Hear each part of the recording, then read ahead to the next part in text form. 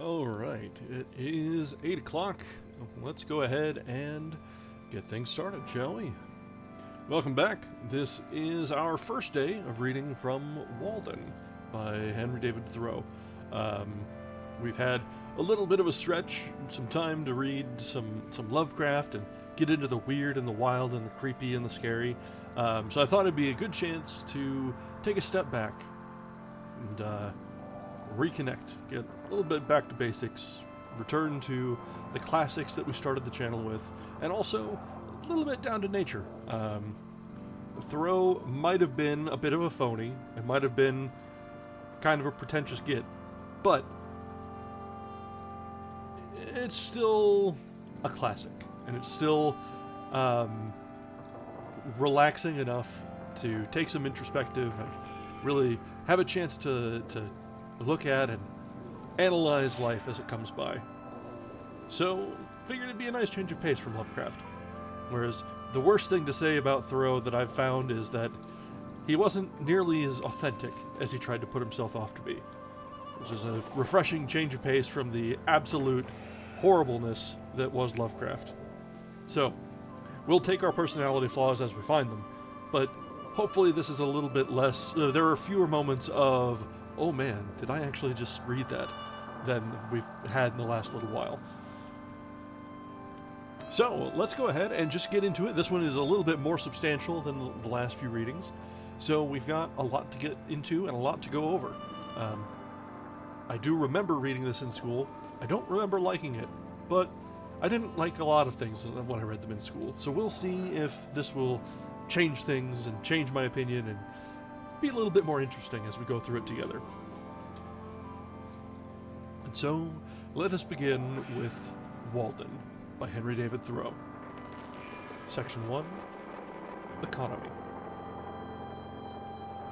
When I wrote the following pages, or rather, the bulk of them, I lived alone, in the woods, a mile from any neighbor, in a house which I had built myself, on the shore of Walden Pond, in Concord, Massachusetts, and earned my living by the labor of my hands only. I lived there 2 years and 2 months. At present, I am a sojourner in civilized life again. I should not obtrude my affairs so much on the notice of my readers if very particular inquiries had not been made by my townsmen concerning my mode of life, which some would call impertinent, though they do not appear to me at all impertinent, but, considering the circumstances, very natural and pertinent. Some have asked what I got to eat, if I did not feel lonesome, if I was not afraid, and the like. Others have been curious to learn what portion of my income I devoted to charitable purposes, and some, who have large families, how many poor children I maintained. I will, therefore, ask those of my readers who feel no particular interest in me to pardon me if I undertake to answer some of these questions in this book. In most books, the I, or first person, is omitted. In this it will be retained. That, in respect to egotism, is the main difference. We commonly do not remember that it is, after all, always the first person that is speaking. I should not talk so much about myself if there were anybody else whom I knew as well. Unfortunately, I am confined to this theme by the narrowness of my experience. Moreover, I, on my side, require of every writer, first or last, a simple and sincere account of his own life, and not merely what he has heard of other men's lives. Some such account as he would send to his kindred from a distant land, for if he has lived sincerely, it must have been a distant land to me. Perhaps these pages are more particularly addressed to poor students. As for the rest of my readers, they will accept such portions as apply to them. I trust that none will stretch the seams in putting on the coat, for it may do good service to him whom it fits. I would fain say something, not so much concerning the Chinese and Sandwich Islanders, as you who read these pages, who are said to live in New England, something about your condition, especially your outward condition, or circumstances in this world, in this town, what it is, whether it is necessary that it be as bad as it is, whether it cannot be improved as well as not. I have traveled a good deal in Concord, and everywhere, in shops and offices and fields, the inhabitants have appeared to me to be doing penance in 1,000 remarkable ways. What I have heard of Brahmins sitting exposed to 4 fires and looking in the face of the sun, or hanging suspended with their heads downward over flames, or looking at the heavens over their shoulders, until it becomes impossible for them to resume their natural position. While, from the twist of the neck, nothing but liquids can pass into the stomach, or dwelling, chained for life, at the foot of a tree, or measuring with their bodies like caterpillars the breadth of vast empires, or standing on one leg on the tops of pillars. Even these forms of conscious penance are hardly more incredible and astonishing than the scenes which I daily witness. The 12 labors of Hercules were trifling in comparison with those which my neighbors have undertaken, for they were only 12, and had an end. But I could never see that these men slew or captured any monster or finished any labor. They have no friend Aeolus to burn with a hot iron the root of the Hydra's head, but as soon as one head is crushed, 2 spring up. I see young men, my townsmen, whose misfortune it is to have inherited farms, houses, barns, cattle, and farming tools, for though these are more easily acquired than got rid of. Better if they had been born in the open pasture and suckled by a wolf, that they might have seen with clearer eyes what field they were called to labor in. Who made them serfs of the soil? Why should they eat their 60 acres, when man is condemned to eat only his peck of dirt? Why should they begin digging their graves as soon as they are born? They have got to live a man's life, pushing all these things before them, and get on as well as they can. However many a poor immortal soul have I met, well nigh crushed and smothered under its load, creeping down the road of life, pushing before it a barn 75 feet by 40, its Aegean stables never cleansed, and 100 acres of land, tillage, mowing, pasture, and woodlot. The portionless, who struggle with no such unnecessary inherited encumbrances, find it labor enough to subdue and cultivate a few cubic feet of flesh. But men labor under a mistake. The better part of the man is soon plowed into the soil for compost. By a seeming fate, commonly called necessity, they are employed, as it says in an old book, laying up treasures which moth and rust will corrupt and thieves break through and steal. It is a fool's life, as they will find when they get to the end of it, if not before.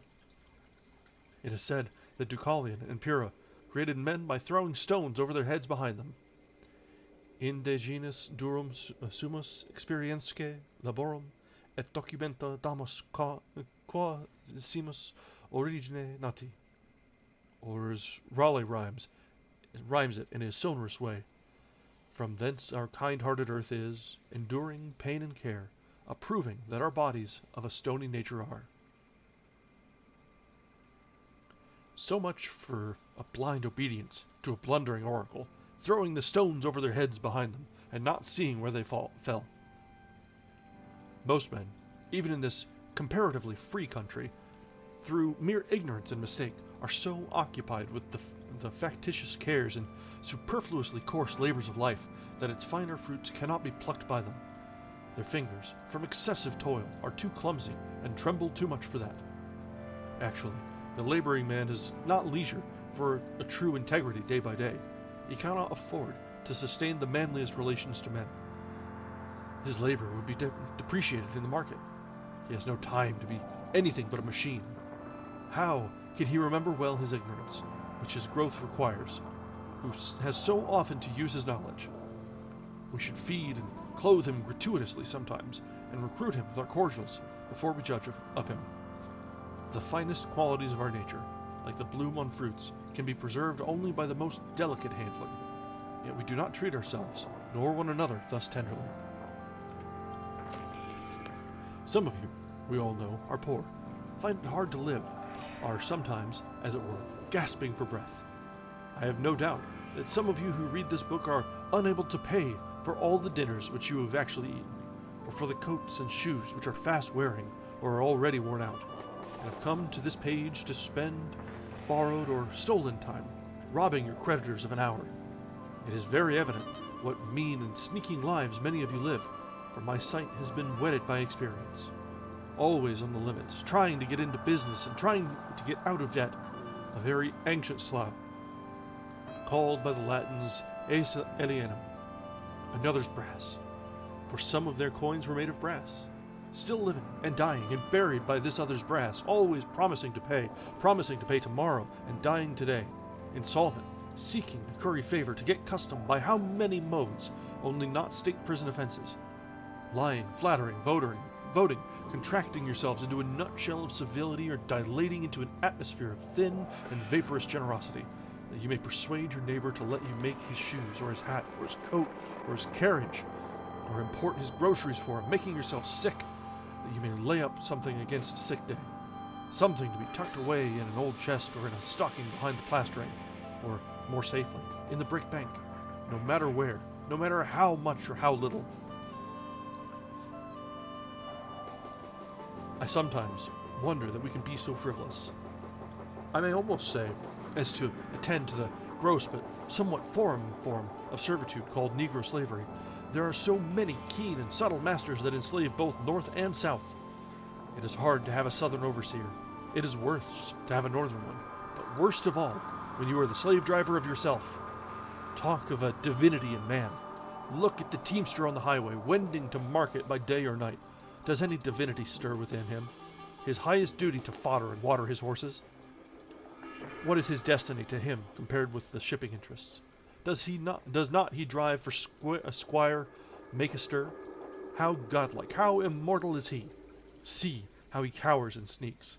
How vaguely all day he fears, not being immortal nor divine, but the slave and prisoner of his own opinion of himself, a fame won by his own deeds.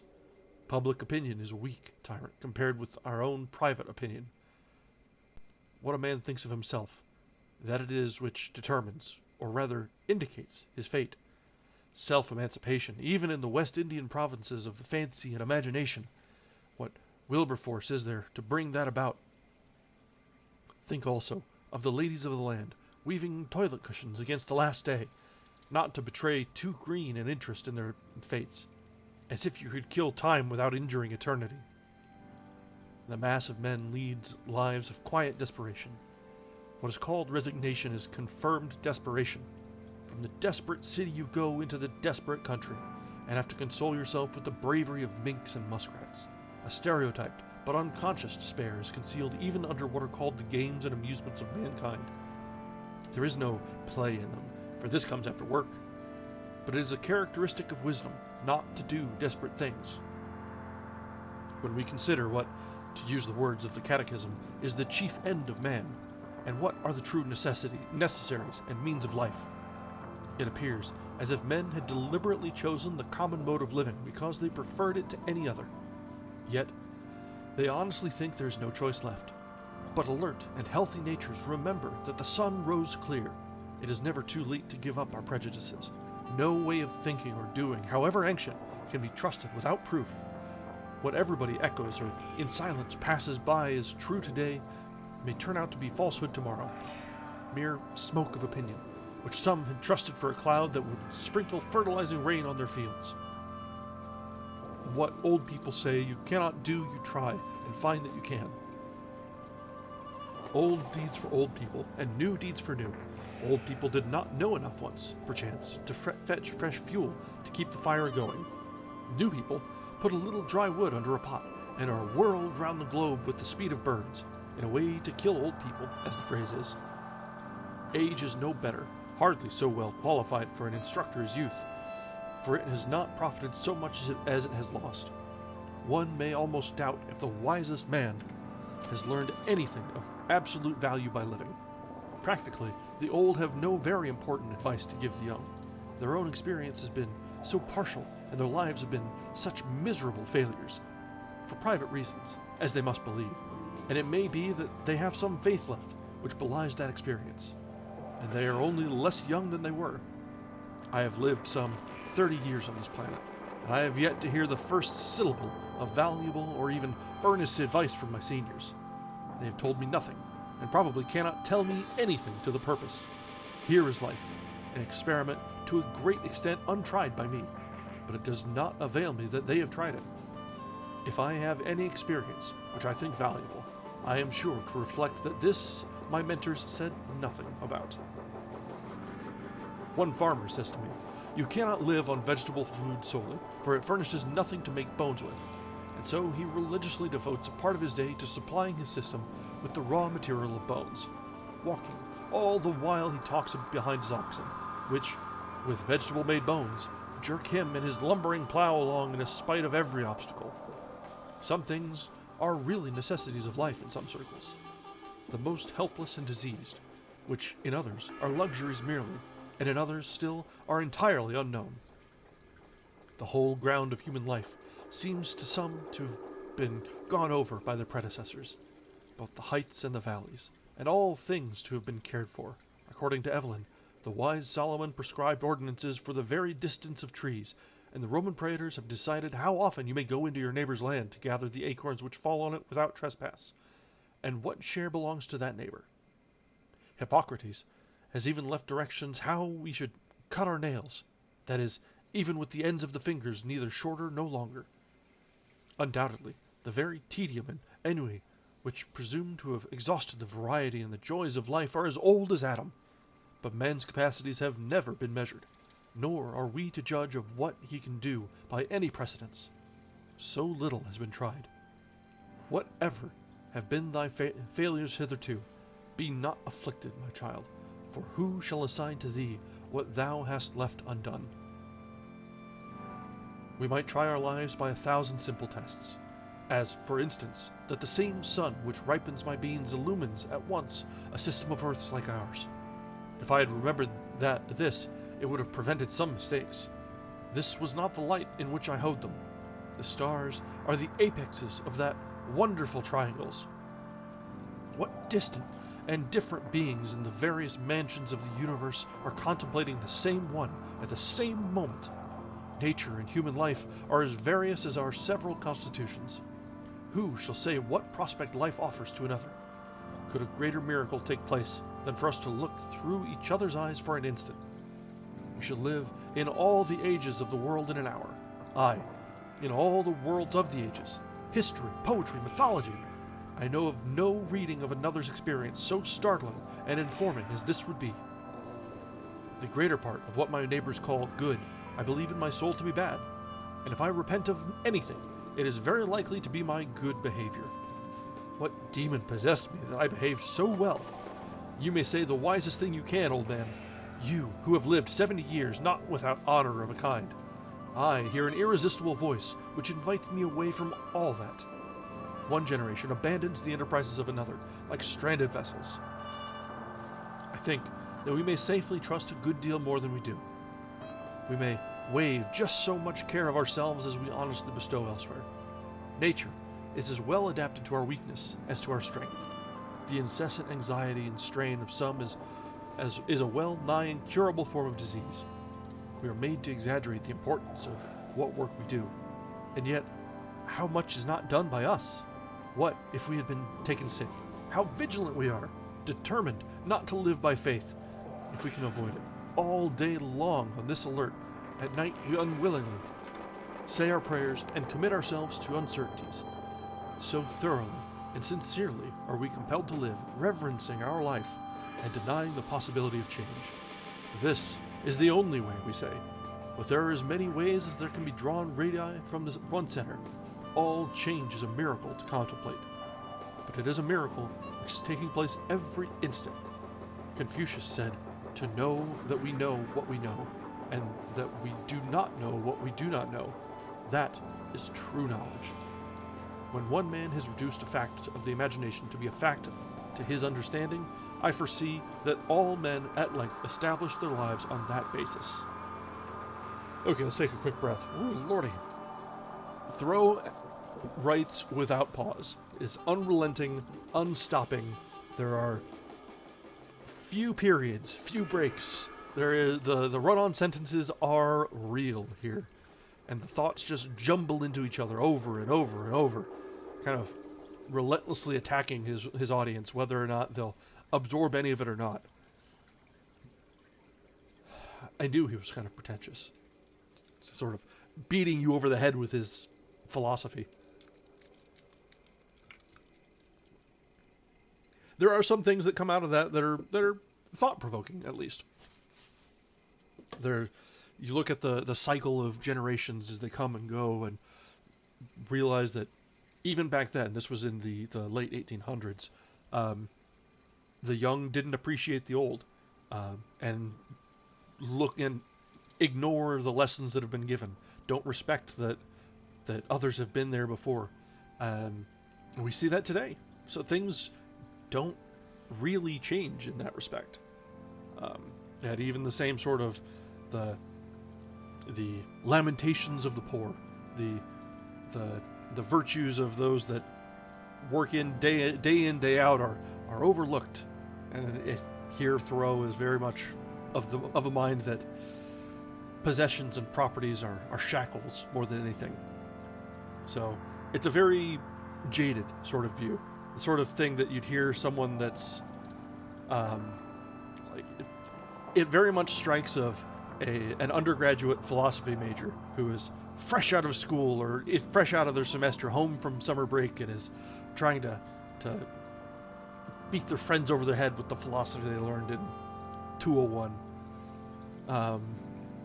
So it's not nothing. It's not nonsense, but it's very self-important, I should say.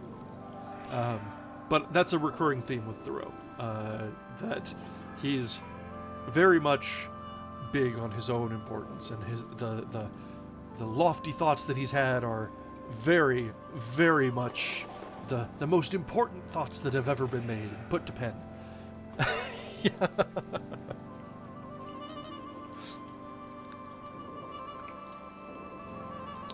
All right, well, let's get back to it. I don't want to just complain about it. We do want to get through this. I see why I didn't like it in school, though. Let us continue for a moment what most of the trouble and anxiety, which I have referred to, is about, and how much it is necessary that we be troubled, or at least careful. It would be some advantage to live a primitive and frontier life, though in the midst of an outward civilization, if only to learn what are the gross necessaries of life, and what methods we have taken to obtain them, or even to look over the old day books of the merchants, to see what it was that men most commonly bought at the stores, what they stored, that is. What are the grossest groceries? What are the improvements of ages have had but little influence on the essential laws of man's existence, as our skeletons, probably, are not to be distinguished from those of our ancestors. By the words, necessary of life, I mean whatever, of all that man obtains by his own exertions, has been from the first, or from long use has become so important to human life that few, if any, whether from savageness or poverty or philosophy, ever attempt to do without it. To many creatures, there is in this sense but one necessary of life, food. To the bison of the prairie it is a few inches of palatable grass, with water to drink, unless he seeks the shelter of the forest or the mountain's shadow. None of the brute creation requires more than food and shelter. The necessaries of life for man in this climate may, accurately enough, be distributed under the several heads of food, shelter, clothing, and fuel, for not till we have secured these are we prepared to entertain the true problems of life with freedom and a prospect of success. Man has invented not only houses, but clothes and cooked food, and possibly, from the accidental discovery of the warmth of fire and the consequent use of it, at first a luxury, arose the present necessity to sit by it. We observe cats and dogs acquiring the same second nature. By proper clothing and shelter, we legitimately retain our own internal heat, but with an excess of these, or of fuel, that is, with an external heat greater than our own internal, may not cookery properly be said to begin. Darwin, the naturalist, says of the inhabitants of Tierra del Fuego that while his own party, who were well clothed and sitting close to a fire, were far from too warm, these naked savages, who were farther off, were observed to his great surprise to be streaming with perspiration at undergoing such a roasting. So we are told, the New Hollander goes naked with impunity, while the European shivers in his clothes. It is impossible to combine the hardiness of these savages with the intellectualness of the civilized man. According to Liebig, man's body is a stove, and food the fuel which keeps up the internal combustion in the lungs. In cold weather, we eat more, in warm, less. The animal heat is the result of a slow combustion, and disease and death take place when there is too rapid, or for want of fuel, or from some defect in the draft. The fire goes out. Of course, the vital heat is not to be confounded with fire, but so much for analogy. It appears, therefore, from the above list, that the expression of animal life is nearly synonymous with the expression animal heat. For while food may be regarded as the fuel which keeps up the fire within us, and fuel serves only to prepare that food or to increase the warmth of our bodies by addition from without, shelter and clothing also serve only to retain the heat thus generated and absorbed. The grand necessity, then, for our bodies is to keep warm, to keep the vital heat in us. What pains we accordingly take, not only with our food and clothing and shelter, but with our beds, which are our nightclothes, robbing the nests and breasts of birds to prepare this shelter within a shelter, as the mole has its bed of grass and leaves at the end of its burrow. The poor man is wont to complain that this is a cold world, and to cold no less physical than social. We refer directly a great part of our ails. The summer, in some climates, makes possible to man a sort of Elysian life. Fuel, except to cook his food, is then unnecessary. The sun is his fire, and many of the fruits are sufficiently cooked by its rays. While food, generally, is more various, and more easily obtained, and clothing and shelter are wholly or half unnecessary. At the present day, and in this country, as I find by my own experience, a few implements, a knife, an axe, a spade, a wheelbarrow, etc., and for the studious, lamplight, stationery, and access to a few books, rank next to necessaries, and can all be obtained at a trifling cost. Yet some, not wise, go to the other side of the globe, to barbarous and unhealthy regions, and devote themselves to trade for 10 or 20 years in order that they may live, that is, keep comfortably warm, and die in New England at last. The luxuriously rich are not simply kept comfortably warm, but unnaturally hot. As I implied before, they are cooked, course a la mode. Most of the luxuries, and many of the so-called comforts of life, are not only not indispensable, but positive hindrances to the elevation of mankind.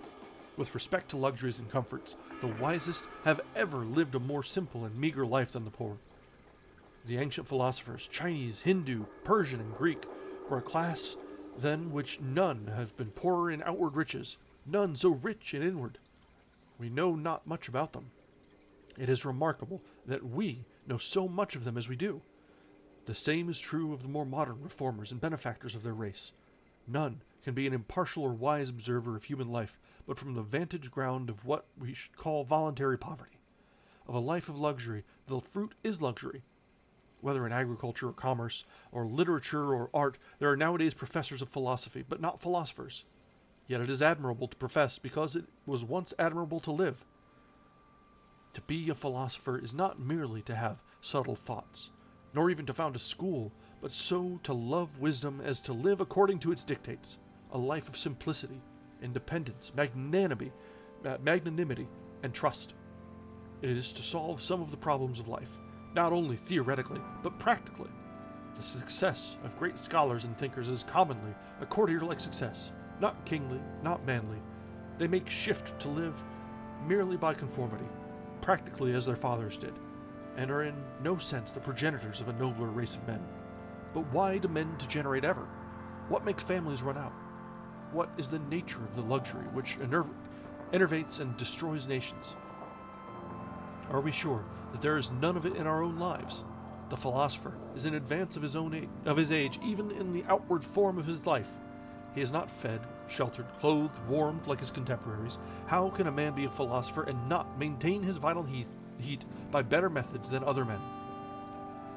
When a man is warmed by the several modes which I have described, what does he want next? Surely not more warmth of the same kind, as more and richer food, larger and more splendid houses, finer and more abundant clothing, more numerous, incessant and hotter fires, and the like. When he has obtained those things which are necessary to life, there is another alternative than to obtain the superfluities, and that is to adventure on life now. His vacation from humbler toil having commenced, the soil, it appears, is suited to the seed, for it has sent its radicle downward, and it may now send its shoot upward also with confidence. Why has man rooted himself thus firmly in the earth, but that he may rise in the same proportion into the heavens above? For the nobler plants are valued for the fruit they bear at last in the air and light, far from the ground, and are not treated like the humbler esculents, which, though they may be biennials, are cultivated only till they have perfected their root, and often cut down at top for this purpose, so that most would not know them in their flowering season. I do not mean to prescribe rules so strong in valiant natures, who will mind their own affairs whether in heaven or hell, and perchance build more magnificently and spend more lavishly than the richest, without ever impoverishing themselves, not knowing how they live, if, indeed, there are any such as has been dreamed, nor to those who find their encouragement and inspiration in precisely the present condition of things, and cherish it with the fondness and enthusiasm of lovers. And to some extent, I reckon myself in this number. I do not speak to those who are well employed in whatever circumstances, and they know whether they are well employed or not, but mainly to the mass of men who are discontented and idly complaining of the hardness of their lot, or of the times when they might improve them. There are some who complain most energetically and inconsolably of any, because they are, as they say, doing their duty.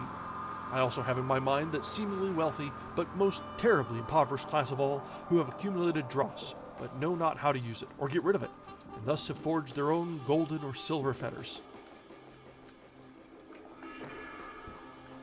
Whew, another breath.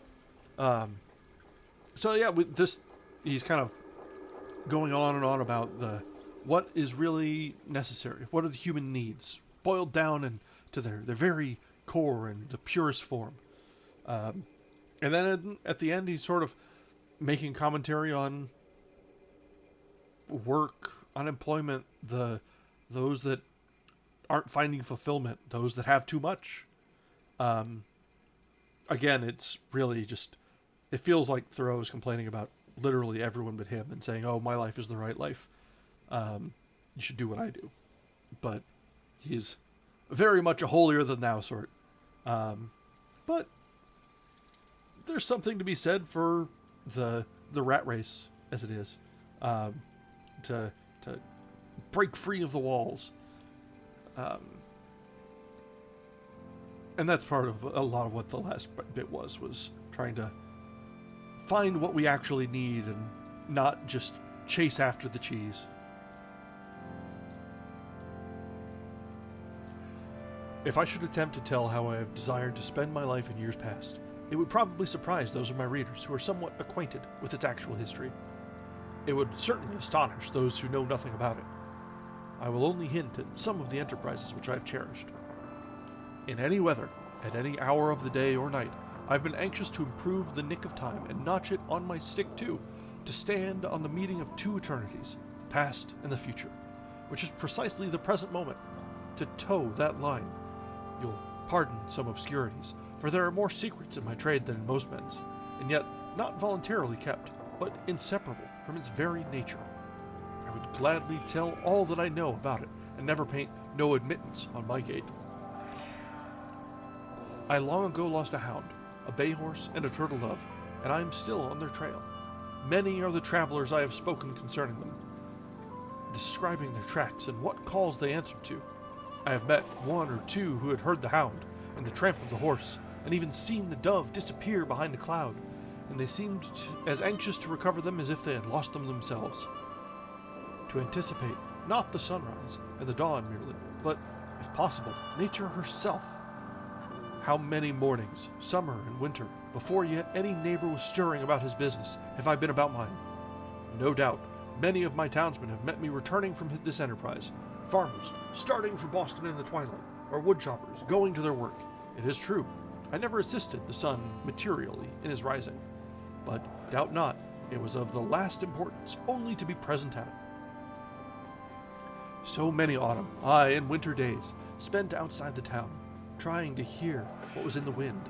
To hear and carry it express, I well nigh sunk all my capital in it, and lost my own breath into the bargain, running in the face of it. If I had concerned either of the political parties depend upon it, it would have appeared in the Gazette with the earliest intelligence. At other times, watching from the observatory of some cliff or tree to telegraph any new arrival, or waiting at the evening or on the hilltops for the sky to fall, that I might catch something, though I never caught much, and that, monowise, would dissolve again in the sun. For a long time, I was a reporter to a journal, of no very wide circulation, whose editor has never yet seen fit to print the bulk of my contributions, and, as is too common with writers, I get only my labor for my pains. However, in this case, my pains were their own reward. For many years, I was self-appointed inspector of snowstorms and rainstorms, and did my duty faithfully, surveyor, if not of highways then of forest paths, and all across lot routes, keeping them open, and ravines bridged and passable at all seasons, where the public heel had testified to their utility. I have looked after the wild stock of the town, which give a faithful herdsman a good deal of trouble by leaping fences, and I have had an eye to the unfrequented nooks and corners of the farm, though I did not always know whether Jonas or Solomon worked in a particular field today. That was none of my business. I have watered the red huckleberry, the sand cherry and the nettle tree, the red pine and the black ash, the white grape and the yellow violet, which might have withered else in dry seasons. In short, I went on thus for a long time. I may say it without boasting, faithfully minding my business, till it became more and more evident that my townsmen would not, after all, admit me into the list of town officers, nor make my place a sinecure with a moderate allowance. My accounts, which I can swear to have kept faithfully, I have indeed never got audited, since still less accepted, still less paid and settled. However, I have not set my heart on that. Not long since, a strolling Indian went to sell baskets at the house of a well-known lawyer in my neighborhood. "Do you wish to buy any baskets?" he asked. "No, we do not want any," was the reply. "What?" exclaimed the Indian as he went out the gate. "Do you mean to starve us?"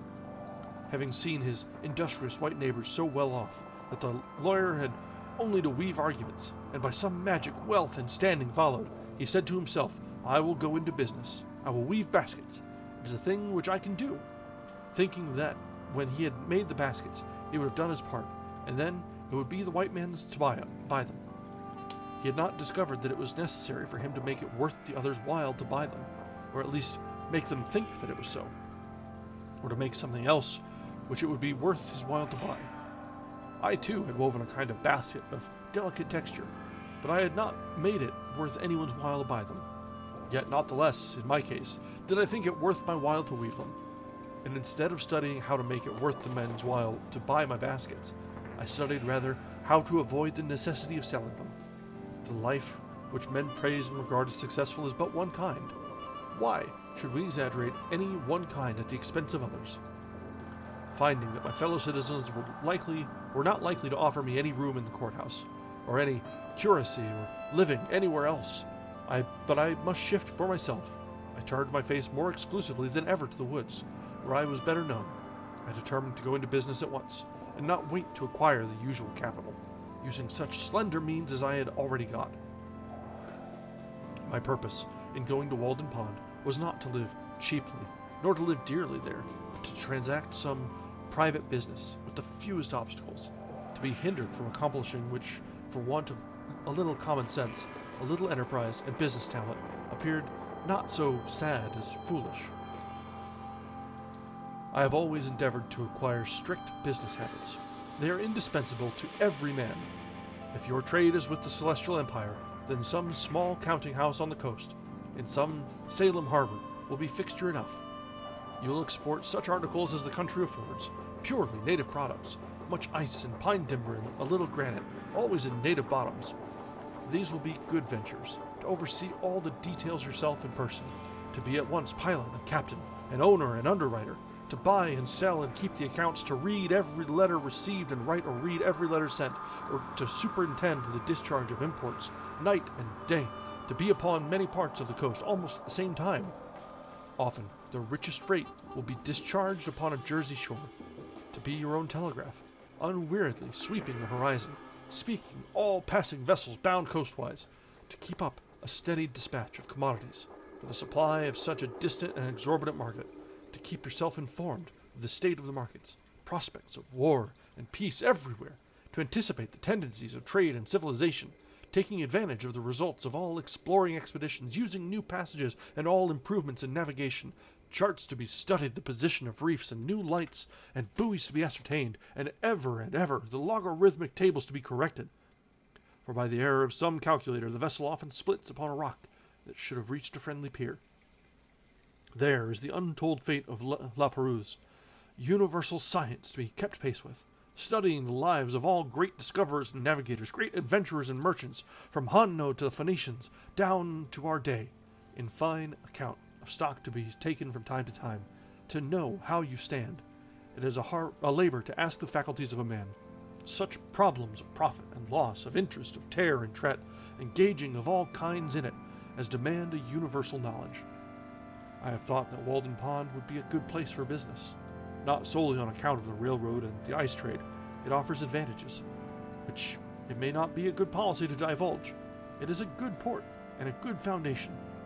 No Neva marshes to be filled, though you must everywhere build on piles of your own driving. It is said that a flood tide, with a westerly wind and ice in the Neva, would sweep St. Petersburg from the face of the earth.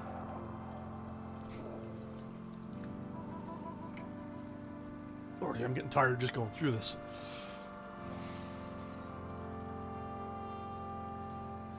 As this business was to be entered into without the usual capital, it may not be easy to conjecture where those means that will still be indispensable to every such undertaking were to be obtained. As for clothing, to come at once to the practical part of the question, perhaps we are led oftener by the love of novelty, in regard for the opinions of men, in procuring it, than by a true utility. Let him who has work to do recollect that the object of clothing is, first, to retain the vital heat, and secondly, in this state of society, to cover nakedness.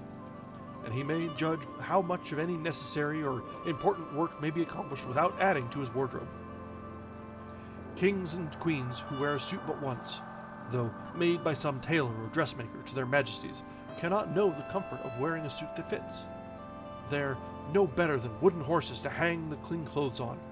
Every day our garments become more assimilated to ourselves, receiving the impress of the wearer's character, until we hesitate to lay them aside. Without such delay in medical appliances, and some such solemnity even as our bodies, no man ever stood the lower in my estimation for having a patch in his clothes. Yet I am sure that there is greater anxiety, commonly, to have fashionable, or at least clean and unpatched clothes, than to have a sound conscience. But even if the rent is not mended, perhaps the worst vice betrayed is improvidence. I sometimes try my acquaintances by such tests as this. Who could wear a patch, or 2 extra seams only, over the knee? Most behave as if they believed that their prospects for life would be ruined if they do it. It would be easier for them to hobble to town with a broken leg than with a broken pantaloon. Often, if an accident happens to a gentleman's legs, they can be mended. But if a similar accident happens to the legs of his pantaloons, there is no help for it, for he considers not what is truly respectable, but what is respected. We know but few men, a great many coats and breeches.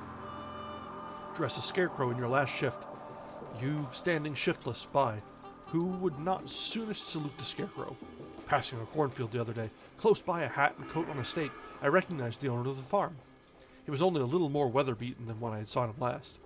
I have heard of a dog that barked at every stranger who approached his master's premises with clothes on, but was easily quieted by a naked thief.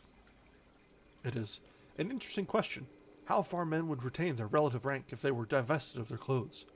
Could you, in such a case, tell surely of any company of civilized men which belonged to the most respected class? When Madame Pfeiffer, in her adventurous travels round the world, from east to west, had got so near home as Asiatic Russia, she says that she felt the necessity of wearing other than a traveling dress when she went to meet the authorities, for she was now in a civilized country, where people are judged of by their clothes. Even in our democratic New England towns, the accidental possession of wealth, and its manifestation in dress and equipage alone, obtain for the possessor their almost universal respect. But they yield such respect, numerous as they are so far hidden, heathen, and need to have a missionary sent to them. Beside, clothing introduced sewing, a kind of work which you may call endless. A woman's dress, at least, is never done. A man who has at length found something to do will not need to get a new suit to do it in. For him, the old will do. That has lain dusty in the garret for an indeterminate period. Old shoes will serve a hero longer than they have served his valet, if a hero ever has a valet. Bare feet are older than shoes, and he can make them do. Only they who go to soirees and legislative halls must have new coats. Coats to change as often as the man changes in them. But if my jacket and trousers, my hat and shoes are fit to worship God in, they will do, will they not? Whoever saw his old clothes, his old coat actually worn out, resolved into its primitive elements, so that it was not a deed of charity to bestow it on some poor boy, by him perchance to be bestowed on some poorer still, or shall we say richer, who could do with less. I say beware of all enterprises that require new clothes, and not rather a new wearer of clothes. If there is not a new man, how can the new clothes be made to fit? If you have any enterprise before you, try it in your old clothes. All men want, not something to do with, but something to do, or rather, something to be. Perhaps we should never procure a new suit, however ragged or dirty the old, until we have so conducted, so enterprised or sailed in some way that we feel like new men in the old, and that to retain it would be like keeping new wine in old bottles. Our molting season, like that of the fowls, must be a crisis in our lives. The loon retires to solitary ponds to spend it. Thus also the snake casts its slough, and the caterpillar its wormy coat, by an internal industry and expansion. For clothes are but our outermost cuticle and mortal coil. Otherwise, we shall be found sailing under false colors, and be inevitably sheared, at last, by our own opinion, as well as that of mankind. We don garment after garment, as if we grew like exogenous plants by addition without. Our outside and often thin and fanciful clothes are our epidermis, or false skin, which partakes not of life, and may be stripped off here and there without fatal injury. Our thicker garments, constantly worn, are our cellular integument, or cortex, but our shirts are our leber, or true bark, which cannot be removed without girdling, and so destroying the man. I believe that all races at some seasons wear something equivalent to the shirt. It is desirable that a man be clad so simply that he can lay his hands on himself in the dark, and that he live in all respects so compactly and preparedly that, if an enemy take the town, he can, like the old philosopher, walk out the gate empty-handed without anxiety. One thick garment is, for most purposes, as good as 3 thin ones, and cheap clothing can be obtained at prices really to suit customers, while a thick coat can be bought for $5, which will last as many years. Thick pantaloons for $2, cowhide boots for $1.50 a pair, a summer hat for $0.25, and a winter cap for 62.5 cents. Or a better be made at home at nominal cost. Where is he so poor that, clad in such a suit, of his own earning, there will not be found wise men to do him reverence? Yeah, what truly the fall of civilization is too many new suits.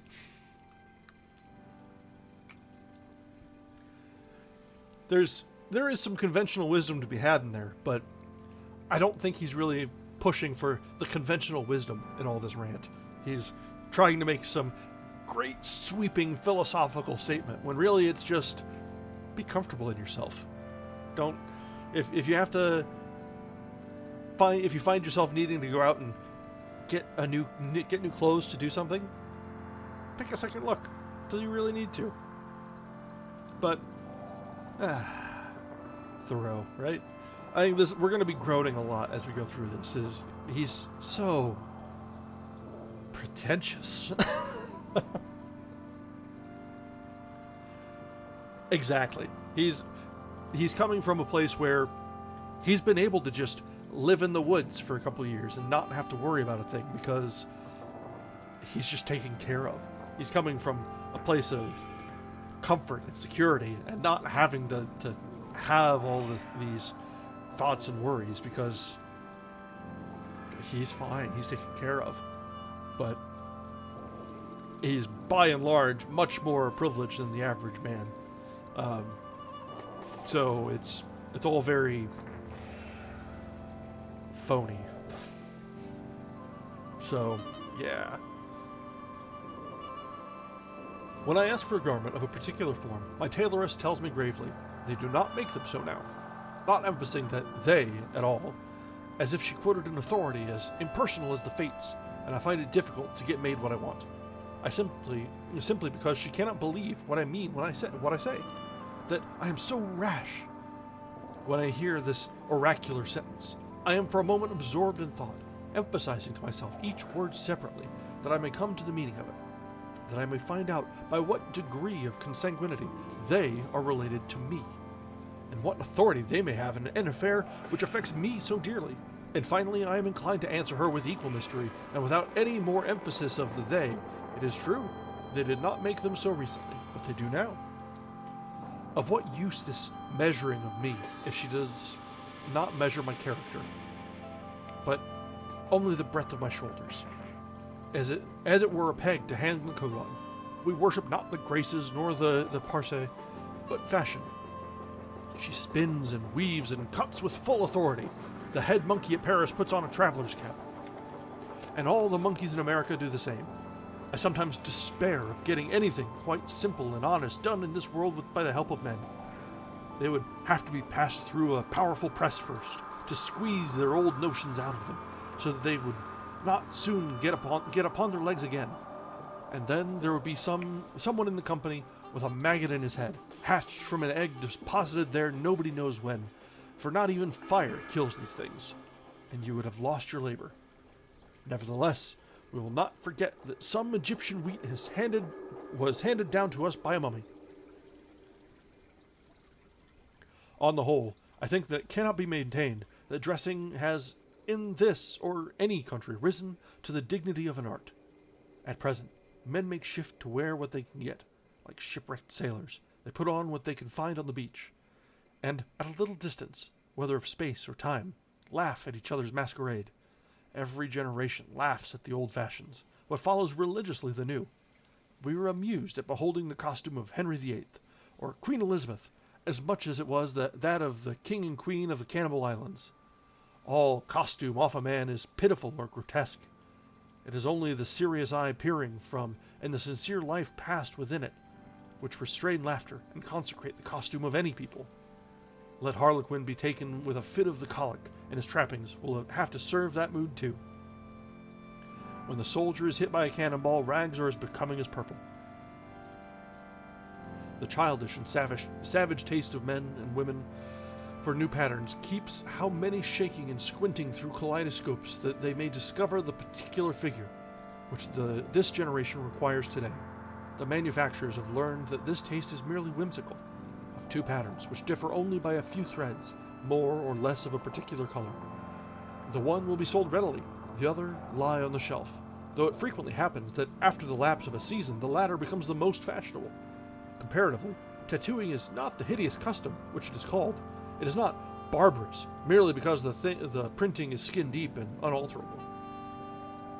I cannot believe that our factory system is the best mode by which men may get clothing.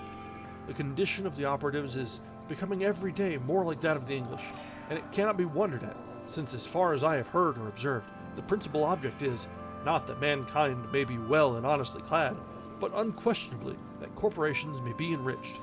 In the long run, men hit only what they aim at. Therefore, though they should fail immediately, they had better aim at something high. That one strikes a little bit close to home. All for the corporations.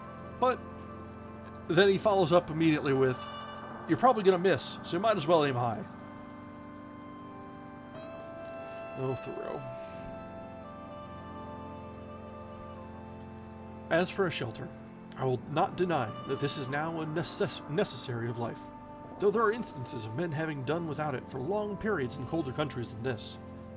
Samuel Lang says that the Laplander in his skin dress and in a skin bag which he puts over his head and shoulders will sleep night after night on the snow, in a degree of cold which would extinguish the life of one exposed to it in any woolen clothing.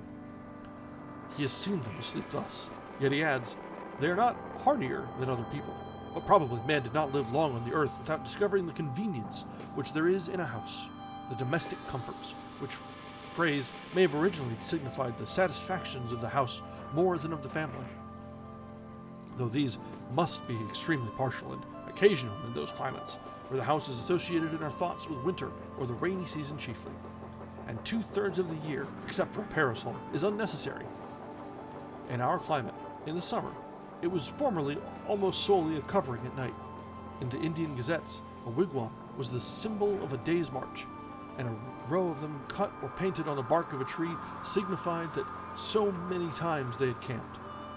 Man was not made so large-limbed and robust, but that he must seek to narrow his world, and wall in a space such as fitted him. He was at first bare and out of doors, but though this was pleasant enough in serene and warm weather, by daylight, the rainy season and the winter, to say nothing of the torrid sun, would perhaps have nipped his race in the bud if he had not made haste to clothe himself with the shelter of a house. Adam and Eve, according to the fable, wore the bower before other clothes. Man wanted a home, a place of warmth or comfort, first of physical warmth, then the warmth of the affections. We may imagine a time when, in the infancy of the human race, some enterprising mortal crept into a hollow in a rock for shelter. Every child begins the world again to some extent and loves to stay outdoors, even in wet and cold. It plays house as well as horse, having an instinct for it. Who does not remember with the interest with which, when young, he looked at shelving rocks or any approach to a cave? It was the natural yearning of that portion of our most primitive ancestor which still survived in us. From the cave we have advanced to roofs of palm leaves, of bark and boughs, of linen woven and stretched, of grass and straw, of boards and shingles, of stones and tiles. At last, we know not what it is to live in the open air, and our lives are domestic in more senses than we think. From the hearth to the field is a great distance. It would be well, perhaps, if we were to spend more of our days and nights without any obstruction between us and the celestial bodies. If the poet did not speak so much from under a roof, or the saint dwell there so long, birds do not sing in caves, nor do doves cherish their innocence in dovecots. However, if one designs to construct a dwelling house, it behooves him to exercise a little Yankee shrewdness, lest after all he find himself in a workhouse, a labyrinth without a clue, a museum, an almshouse, a prison, or a splendid mausoleum instead. Consider first how slight a shelter is absolutely necessary. I have seen Penobscot Indians in this town living in tents of thin cotton cloth, while the snow was nearly a foot deep around them, and I thought that they would be glad to have it deeper to keep out the wind. Formerly, when how to get my living honestly, with freedom left for my proper pursuits, was a question which vexed me even more than it does now, for unfortunately I am become somewhat callous. I used to see a large box by the railroad, 6 feet long by 3 wide, in which the laborers locked up their tools at night, and it suggested to me that every man who was hard pushed might get such one for $1, and, having bored a few auger holes in it, to admit the air at least, get into it when it rained and at night, and hook down the lid, and so have freedom in his love, and in his soul to be free. This did not appear the worst, nor by any means a despicable alternative. You could sit up as late as you pleased, and whenever you got up, go abroad without any landlord or house lord dogging you for rent. Many a man is harassed to death to pay the rent of a larger and more luxurious box, who would not have frozen to death in such a box as this. I am far from jesting. Economy is a subject which admits of being treated with levity, but it cannot so be disposed of. A comfortable house for a rude and hardy race that lived mostly out of doors was once made here almost entirely of such materials as nature furnished ready to their hands. Gutenberg, who was superintendent of the Indians subject to the Massachusetts colony, writing in 1674, says, "The best of their houses are covered very neatly, tight and warm with barks of trees, slipped from their bodies at those seasons when the sap is up, and made into great flakes with pressure of weighty timber. When they are green, the meaner sort are covered with mats, which they make of a kind of bulrush, and are also indifferently tight and warm, but not so good as the former. Some, I have seen, 60 or 100 feet long and 30 feet broad. I have often lodged in their wigwams, and found them as warm as the best English houses." He adds that they were commonly carpeted and lined within with well-wrought embroidered mats, and were furnished with various utensils. The Indians had advanced so far as to regulate the effect of the wind by a mat superseded over the hole in the roof and moved by a string. Such a lodge was in the first instance constructed in a day or two at most, and taken down and put up in a few hours, and every family owned one, or its apartment in one. In the savage state, every family owns a shelter as good as the best, and sufficient for its coarser and simpler wants. I think that I speak within bounds when I say that in modern, civilized society, not more than 1/2 the families own a shelter. In the large towns and cities, where civilization especially prevails, the number of those who own a shelter is a very small fraction of the whole. The rest pay an annual tax for this outside garment of all, become indispensable summer and winter, which would buy a village of Indian wigwams, but now helps to keep them poor as long as they live. I do not mean to insist here on the disadvantage of hiring compared to owning, but it is evident that the savage owns his shelter because it costs so little, while the civilized man hires his commonly because he cannot afford to own it. Nor can he, in the long run, any better afford to hire. But answers one: by merely paying this tax, the poor civilized man secures an abode which is a palace compared with the savages. An annual rent of from $25 to $100, these are the country rates, entitles him to the benefit of the improvements of centuries: spacious apartments, clean paint and paper, Rumford fireplace, back plastering, Venetian blinds, copper pump, spring lock, a commodious cellar, and many other things. But how happens it that he who is said to enjoy these things is so commonly a poor civilized man, while the savage, who has them not, is rich as a savage? If it is asserted that civilization is a real advance in the condition of man, and I think that it is, though only the wise improve their advantages, it must be shown that it has produced better dwellings without making them more costly, and the cost of a thing is the amount of what I will call life, which is required to be exchanged for it. Immediately, or in the long run, an average house in this neighborhood costs perhaps $800, and to lay up this sum will take from 10 to 15 years of the laborer's life, even if he is not encumbered with a family, estimating the pecuniary value of every man's labor at $1 a day, for if some receive more, others receive less, so that he must have spent more than half his life commonly before his wigwam will be earned. If we suppose him to pay a rent instead, this is but a doubtful choice of evils. Would the savage here have been wise to exchange his wigwam for a palace on those terms? It may be guessed that I reduce almost the whole advantage of holding this superfluous property as a fund and store against the future, so far as the individual is concerned, mainly to the defraying of funeral expenses. But perhaps a man is not required to bury himself. Nevertheless, this points to an important distinction between the civilized man and the savage. And, no doubt, they have designs on us for our benefit, in making the life of the civilized people an institution, in which the life of the individual is to a great extent absorbed, in order to preserve and perfect that of the race. But I wish to show at what a sacrifice this advantage is at present obtained, and to suggest that we may possibly so live as to secure all the advantage without suffering any of the disadvantage.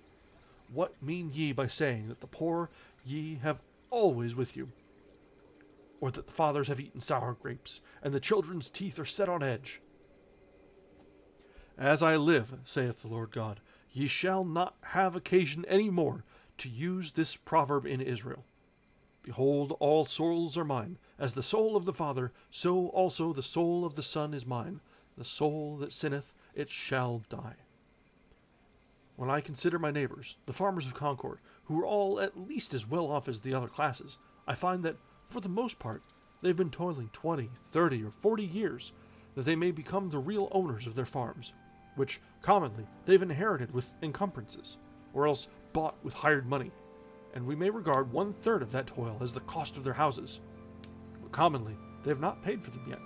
It is true, the encumbrances sometimes outweigh the value of the farm, or that the farm itself becomes one great encumbrance, and still a man is found to inherit it, being well acquainted with it, as he says, or applying to the assessors. I am surprised to learn that they cannot at once name a dozen in the town who own their farms free and clear. If you would know the history of these homesteads, inquire at the bank where they are mortgaged.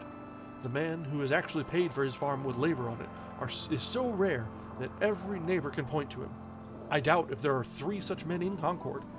What has been said of the merchants, that a very large majority, even 97 in 100, are sure to fail, is equally true of the farmers. With regard to the merchants, however, one of them says pertinently that a great part of their failures are not genuine pecuniary failures, but merely failures to fulfill their engagements, because it is inconvenient, that is. It is the moral character that breaks down. But this puts an infinitely worse face on the matter, and suggests, beside, that probably not even the other 3 succeed in saving their souls, but are perchance bankrupt, in a worse sense than they who fail honestly. Bankruptcy and repudiation are the springboards from which much of our civilization vaults and turns its somersets, but the savage stands on the unelastic plank of famine. Yet the Middlesex Cattle Show goes off here with eclat annually, as if all the joints of the agricultural machine were suet. The farmer is endeavoring to solve the problem of a livelihood by a formula more complicated than the problem itself. To get his shoestrings, he speculates in herds of cattle.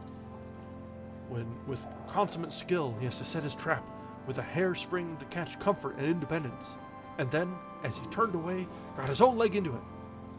This is the reason he is poor, and for a similar reason, we are all poor in respect to 1,000 savage comforts.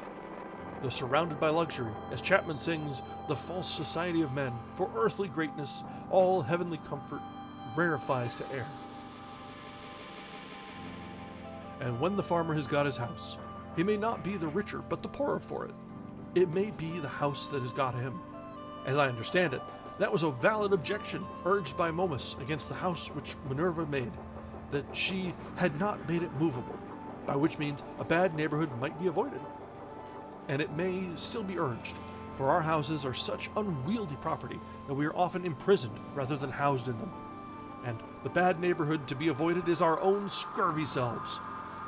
I know 1 or 2 families, at least, in this town, who, for nearly a generation, have been wishing to sell their houses in the outskirts and move into the village, but have not been able to accomplish it, and only death will set them free.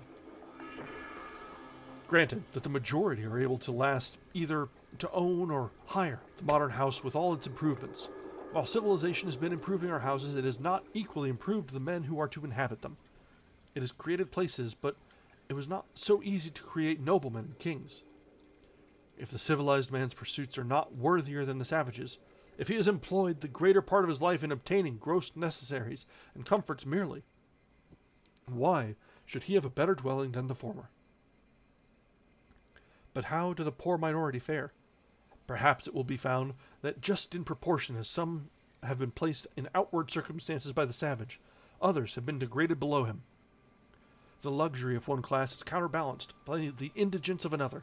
On the one side is the palace, on the other are the almshouse and silent poor. The myriads who build the pyramids to be the tombs of the pharaohs were fed on garlic, and it may be were not decently buried themselves. The mason who finishes the cornice of the palace returns at night perchance to a hut not so good as a wigwam. It is a mistake to suppose that, in a country where the usual evidences of civilization exist, the condition of a very large body of the inhabitants may not be as degraded as that of savages. I refer to the degraded poor, not now to the degraded rich. To know this, I should not need to look farther than to the shanties, which everywhere border our railroads.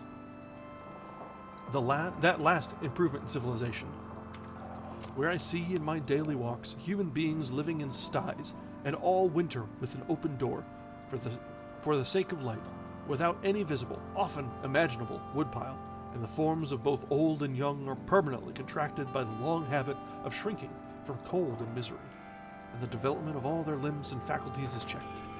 It certainly is fair to look at that class by whose labor the works which distinguish this generation are accomplished. Such, too, to a greater or less extent, is the condition of the operatives of every denomination in England, which is the great workhouse of the world, or I could refer you to Ireland, which is marked as one of the white or enlightened spots on the map. Contrast the physical condition of the Irish with that of the North American Indian, or the South Sea Islander, or any other savage race before it was degraded by contact with the civilized man. Yet I have no doubt that the people's rulers are as wise as the average of civilized rulers. Their condition only proves what squalidness may consist with civilization. I hardly need refer now to the laborers in our southern states, who produce the staple exports of this country, and are themselves a staple production of the South, but to confine myself to those who are said to be in moderate circumstances. Okay, let's take a step back for a minute. That has been a very long, very wordy rant for a very long time so far. So, I need to step back and take a breath and soak that in, re-up my drink, maybe get something a little bit harder than coffee to finish this up. So let's take a few minutes. I'll be back in a bit, and then we'll have a quick chat before we resume the read and kind of try and make sense of all this ranting and raving that's been going on. It just seems to go without end, and we're still in the first section. So, stopping for now. We'll be back in just a few minutes. Thanks, guys.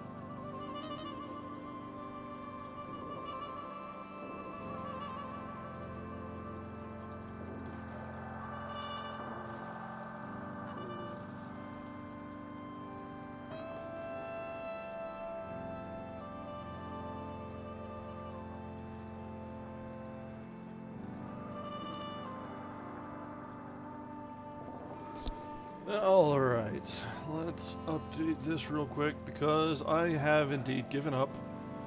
And we're going a little bit, we're going back to the classics here. Where's my, there we go.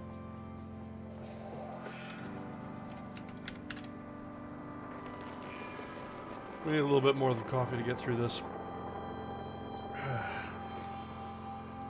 So, as is the recurring theme through this, Thoreau has good thoughts.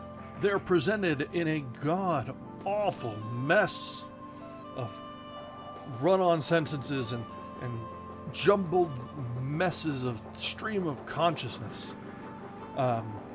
He has commentary on the renters that are living outside of their means. He has commentary on the growth of civilization beyond sense.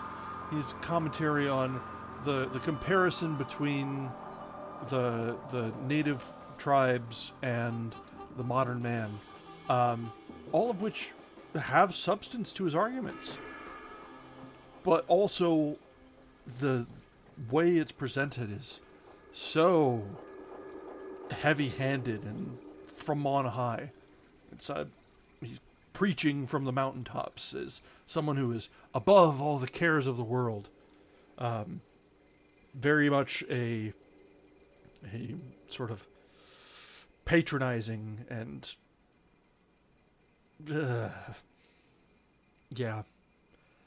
And as we mentioned earlier, he's coming from a position of great privilege, being able to just step away for years, such as they are, and wander about and still be okay, still have inheritance to worry about, have things to and support structure, that being able to sit and read and write like this is fantastical. But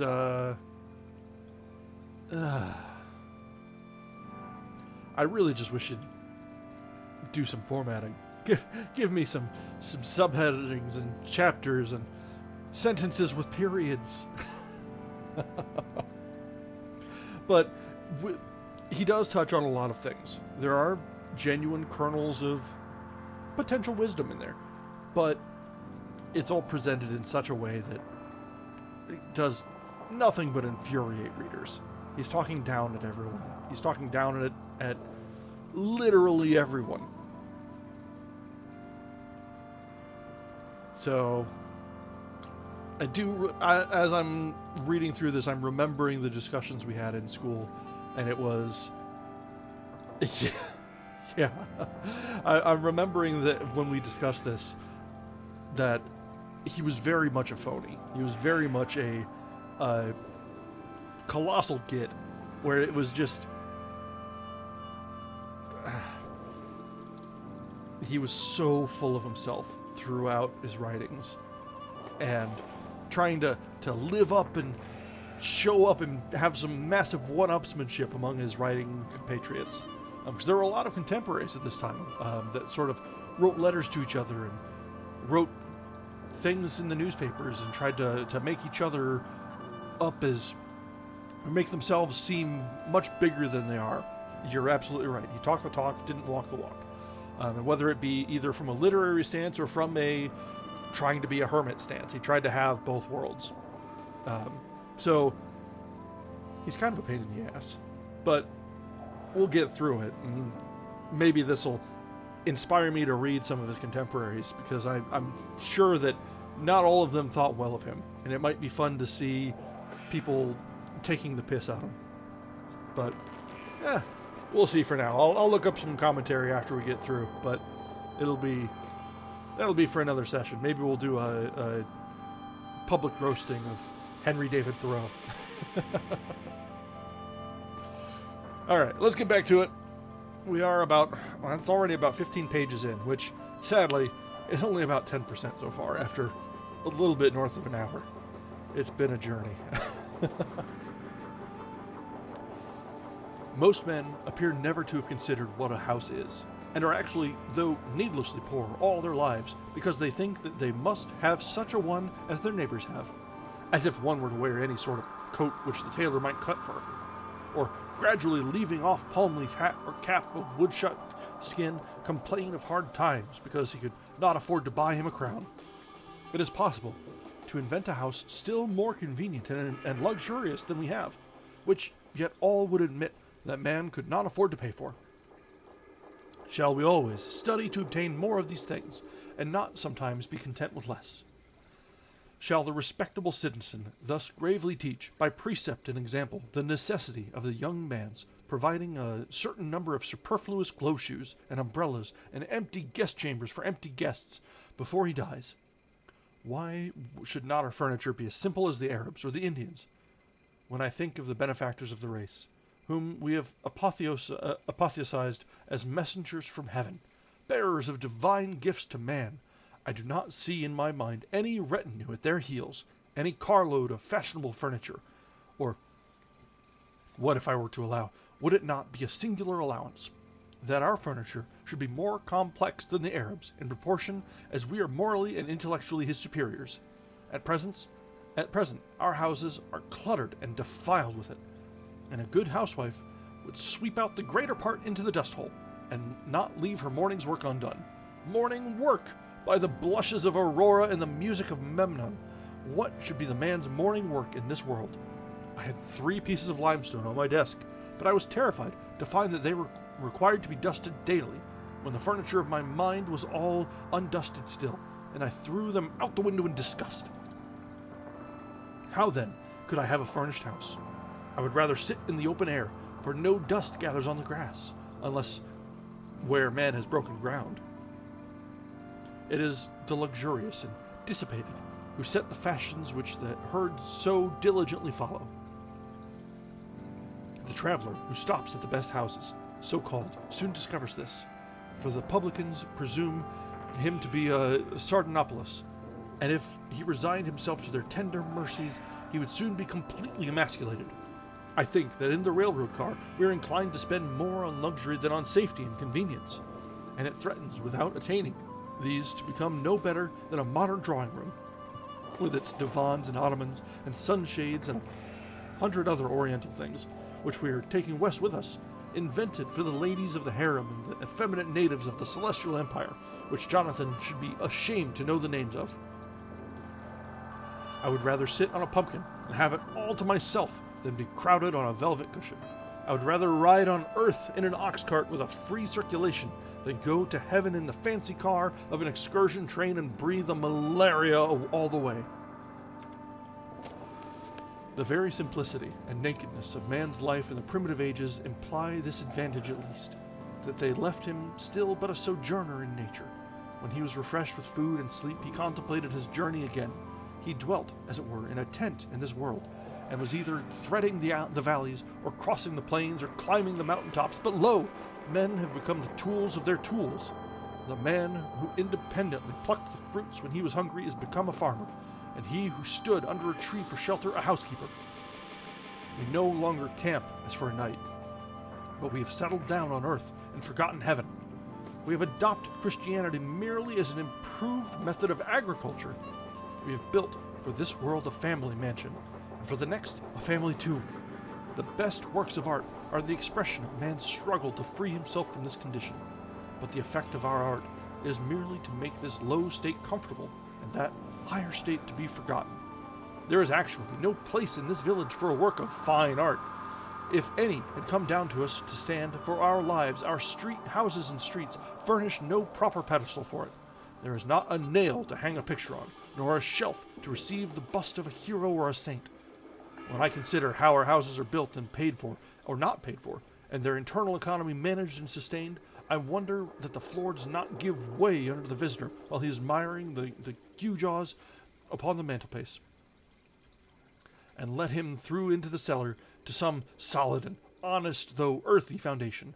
I cannot but perceive that this so-called rich and refined life is a thing jumped at, and I do not get on in the enjoyment of the fine arts which adorn it, my attention being wholly occupied with the jump, for I remember that the greatest genuine leap, due to human muscles alone, on record, is that of certain wandering Arabs, who are said to have cleared 25 feet on level ground.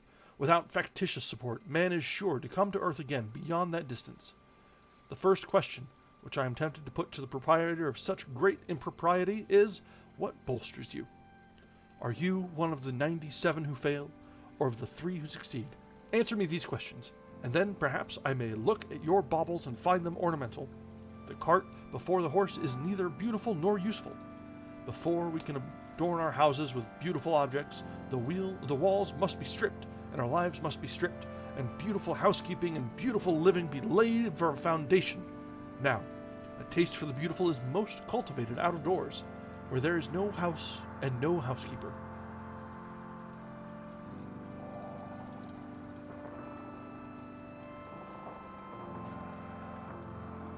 Old Johnson, in his Wonder-Working Providence, speaking of the first settlers of this town, with whom he was contemporary, tells us that they burrow themselves in the earth for their first shelter under some hillside, and, casting the soil aloft upon timber, they make a smoky fire against the earth at the highest side.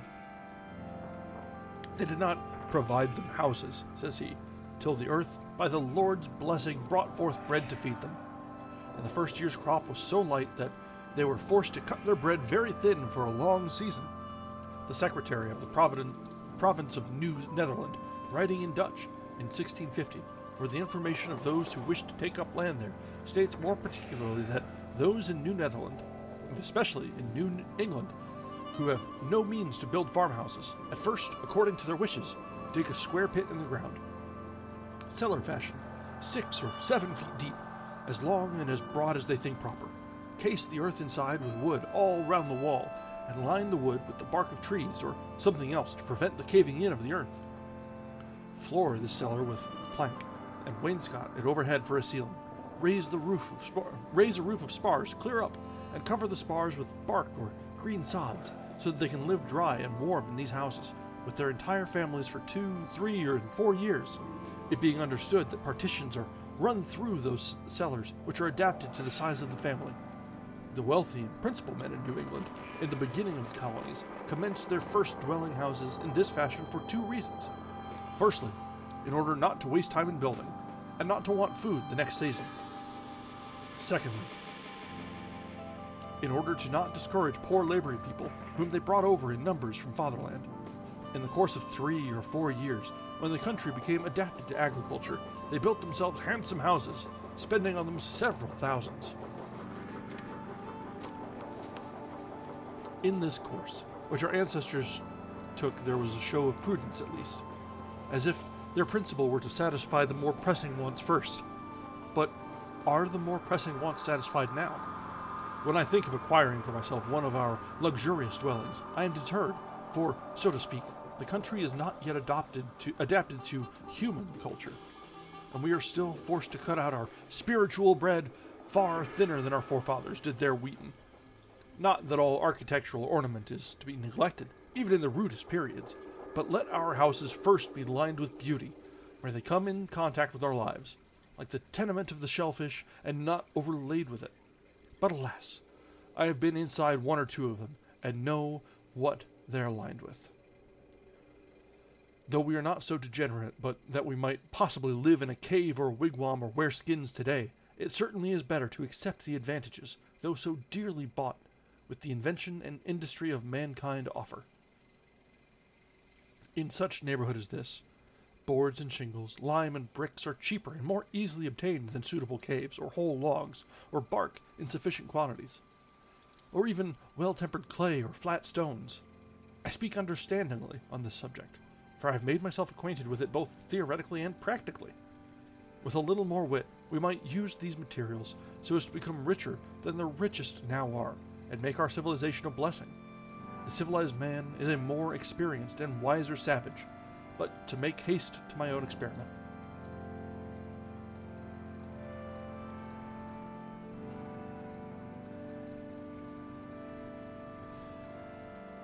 Near the end of March, 1845, I borrowed an axe and went down to the woods by Walden Pond, nearest to where I intended to build my house, and began to cut down some small, arrowy white pines, still in their youth, for timber. It is difficult to begin without borrowing, but perhaps it is the most generous course thus to permit your fellow men to have an interest in your enterprise.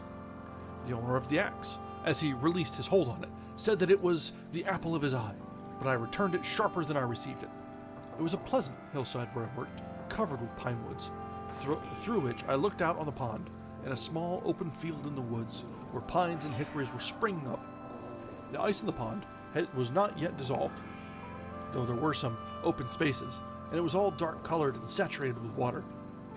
There were some slight flurries of snow during the days that I worked there, but for the most part, when I came out onto the railroad, on my way home, its yellow sand heaps stretched away gleaming in the hazy atmosphere, and the rails shone in the spring sun, and I heard the lark and pewee and the other birds already come to commence another year with us. They were pleasant spring days, in which the winter of man's discontent was thawing as well as the earth, and the life that had lain torpid began to stretch itself.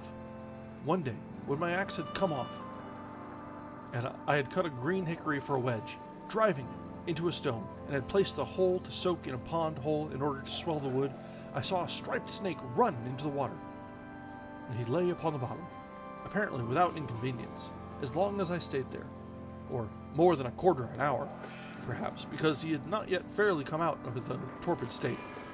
It appeared to me that for a like reason men remain in their present low and primitive condition, but if they should feel the influence of the spring of springs arousing them, they would of necessity rise to a higher and more ethereal life. I had previously seen the snakes in frosty mornings in my path with portions of their bodies still numb and inflexible, waiting for the sun to thaw them. On the 1st of April it rained and melted the ice, and in the early part of the day, which was very foggy, I heard a stray goose groping about over the pond and cackling as if lost, or like the spirit of the fog. So I went on for some days, cutting and hewing lumber and also studs and rafters, all with my narrow axe, not having many communicable or scholar-like thoughts, singing to myself, "Men, they know many things, but lo, they have taken wings. The arts and sciences and 1,000 appliances, the wind that blows in all that anybody knows." I hewed the main timbers 6 inches square, most of the studs on 2 sides only, and the rafters and floor timbers on one side, leaving the rest of the bark on, so that they were just as straight and much stronger than sawed ones. Each stick was carefully mortised and tenoned by its stump, for I had borrowed other tools by this time. My days in the woods were not very long ones, yet I usually carried my dinner of bread and butter and read the newspaper in which it was wrapped. At noon, sitting amid the green pine boughs which I had cut off, and to my bread was imparted some of their fragrance, for my hands were covered with a thick coat of pitch. Before I had done, I was more the friend than the foe of the pine tree, though I had cut down some of them, having become better acquainted with it. Sometimes a rambler in the wood was attracted by the sound of my axe, and we chatted pleasantly over the chips which I had made. By the middle of April, for I made no haste in my work, but rather made the most of it, my house was framed and ready for the raising. I had already bought the shanty of James Collins, an Irishman who worked on the Fitchburg Railroad for boards. James Collins' shanty was considered an uncommonly fine one. When I called to see if he was not at home, I walked about the outside, at first unobserved from within. The window was so deep and high, it was of small dimensions, with a peaked cottage roof, and not much else to be seen, the dirt being raised 5 feet all around it as if it were a compost heap. The roof was the soundest part, though a good deal warped and made brittle by the sun. Door sill there was none, but a perennial passage for the hens was under the doorboard. Mrs. C. came to the door and asked me to view it from the inside. The hens were driven in by my approach. It was dark and had a dirt floor for the most part, dank, clammy, and aguish. Only here a board and there a board which would not bear removal. She lighted a lamp to show me the inside of the roof and the walls, and also that the board floor extended under the bed, warning me not to step into the cellar, a sort of dust hole 2 feet deep. In her own words, they were good boards overhead, good boards all around, and a good window, of 2 whole squares originally, only the cat had passed out that way lately. There was a stove, a bed, and a place to sit, an infant in the house, where it was born, a silk parasol, gilt-framed looking-glass, and a patent new coffee mill nailed to an oak sapling, all told. The bargain was soon concluded, for James had in the meanwhile returned. I to pay $4.25 tonight, he to vacate at 5 tomorrow morning, selling to nobody else meanwhile. I to take possession at 6. It were well, he said, to be there early, and anticipate certain indistinct but wholly unjust claims on the score of ground rent and fuel. This, he assured me, was the only encumbrance. At 6, I passed him and his family on the road. One large bundle held their all: bed, coffee mill, looking-glass, hens, all but the cat. She took to the woods and became a wildcat, and, as I learned afterward, trod in a trap set for woodchucks, and so became a dead cat at last. I took down this dwelling the same morning, drawing the nails, and removed it to the sun pond to the pond side by small cartloads, spreading the boards on the grass there to bleach and warp back again in the sun. One early thrush gave me a note or two as I drove along the woodland path.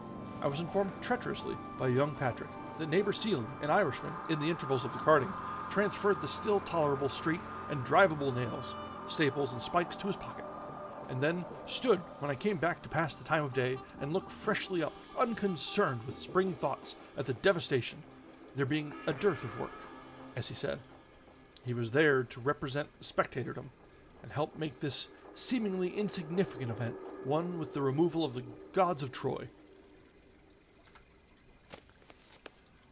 I dug my cellar in the side of a hill sloping to the south, where a woodchuck had formerly dug his burrow, down through sumac and blackberry roots. The lowest stain of vegetation, 6 feet square by 7 deep, to a fine sand where potatoes would not freeze in any winter. The sides were left shelving, and not stoned, but the sun having never shone on them, the sand still keeps its place. It was but 2 hours' work. I took particular pleasure in this breaking of ground, for in almost all latitudes men dig into the earth for an equable temperature. Under the most splendid house in the city is still to be found the cellar where they store their roots as of old.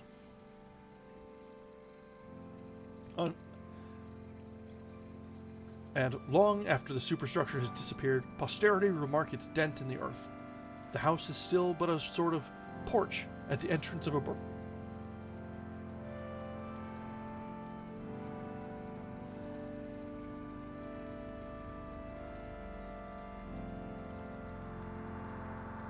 At length, in the beginning of May, with the help of some of my acquaintances, rather to improve so good an occasion for neighborliness than from any necessity, I set up the frame of my house. No man was ever more honored in character of his risers than I. They are destined, I trust, to assist at the raising of loftier structures one day. I began to occupy my house on the 4th of July, as soon as it was boarded and roofed, for the boards were carefully feather-edged and lapped, so that it was perfectly impervious to rain. But before boarding, I laid the foundation of a chimney at one end, bringing 2 cartloads of stone up the hill from the pond in my arms. I built the chimney after my hoeing in the fall, before a fire became necessary for warmth, doing my cooking in the meanwhile out of doors on the ground, early in the morning, which mode I still think, in some respects, more convenient and agreeable than the usual one. When it stormed before my bread was baked, I fixed a few boards over the fire and sat under them to watch my loaf, and passed some pleasant hours in that way. In those days, when my hands were much employed, I read but little, but the least scraps of paper which lay on the ground. My holder or tablecloth afforded me as much entertainment, in fact answered the same purpose as the Iliad.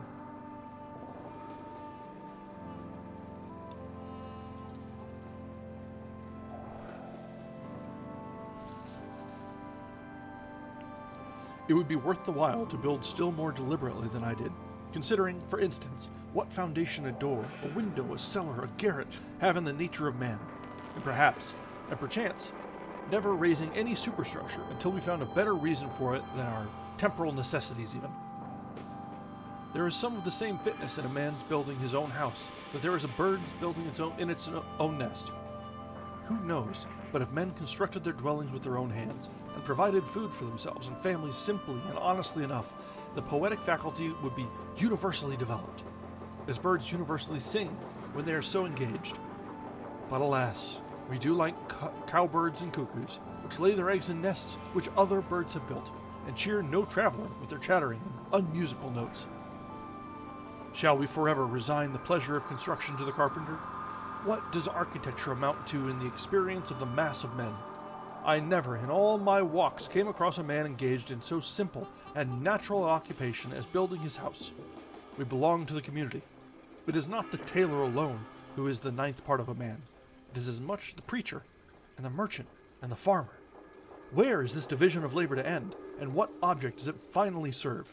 No doubt another may also think for me, but it is not therefore desirable that he should do so to the exclusion of my thinking for myself. True, there are architects so called in this country, and I have heard of one at least possessed with the idea of making architectural ornaments have a core of truth, a necessity, and hence a beauty, as if it were a revelation to him. All very well, perhaps, from his point of view, but only a little better than common dilettantism. A sentimental reformer in architecture, he began at the cornice, not at the foundation. It was only how to put a core of truth within the ornaments, that every sugar plum, in fact, might have an almond or caraway seed in it, though I hold that almonds are most wholesome without the sugar, and not how the inhabitant, the indweller, might build truly within and without, and let the ornaments take care of themselves. What reasonable man ever supposed that ornaments were something outward and in the skin merely, that the tortoise got his spotted shell, or the shellfish its mother-of-pearl tints, by such a contract as the inhabitants of Broadway their Trinity Church? But a man has no more to do with the style of architecture of his house than a tortoise with that of its shell, nor need the soldier be so idle as to try to paint the precise color of his virtue on his standard. The enemy will find it out. He may turn pale when the trial comes. This man seemed to me to lean over the cornice and timidly whisper his half-truth to the rude occupants, who really knew it better than he. What of architectural beauty I now see, I know has gradually grown from within outward, out of the necessities and character of the indweller, who is the only builder, out of some unconscious truthfulness and nobleness, without ever a thought for the appearance, and whatever additional beauty of this kind is destined to be produced will be preceded by a like unconscious beauty of life. The most interesting dwelling in this country, as the painter knows, are the most unpretending, humble log huts and cottages of the poor commonly. It is the life of the inhabitants, whose shells they are, and not any peculiarity in their surfaces merely, which makes them picturesque. And equally interesting will be the citizen's suburban box, when his life shall be as simple and as agreeable to the imagination, and there is as little straining after effect in the style of his dwelling. A great proportion of architectural ornaments are literally hollow, and a September gale would strip them off, like borrowed plumes, without any injury to the substantials. They can do without architecture, who have no olives nor wines in the cellar. What if an equal ado were made about the ornaments of style in literature, and the architects of our Bibles spent as much time about their cornices as the architects of our churches do? So are made the belles lettres and the beaux-arts and their professors. Much it concerns a man, forsooth, how a few sticks are slanted over him or under him, and what colors are daubed upon his box. It would signify somewhat if, in any earnest sense, he slanted them and daubed it. But the spirit having departed out of the tenant, it is of a piece with the constructing of his own coffin. The architecture of the grave, and carpenter is but another name for coffin maker. One man says, in his despair or indifference to life, take up a handful of the earth at your feet and paint your house that color. Is he thinking of his last and narrow house? Toss up a copper for it as well. What an abundance of leisure he must have. Why do you take up a handful of dirt? Better paint your house your own complexion.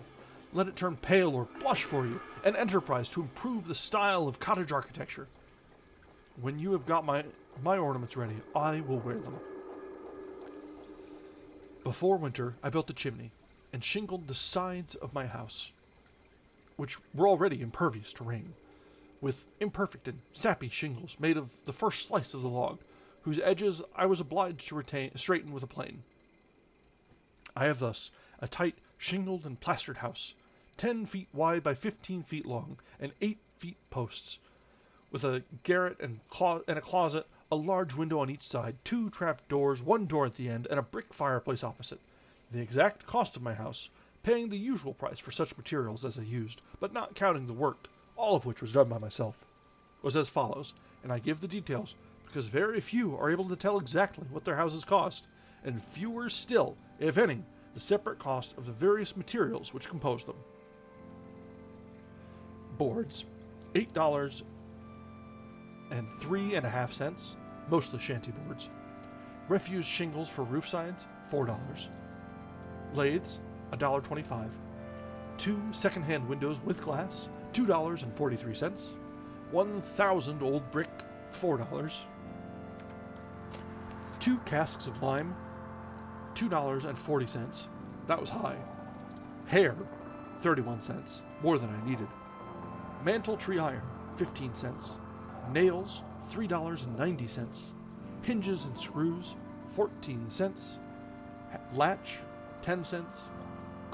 Chalk, 1 cent.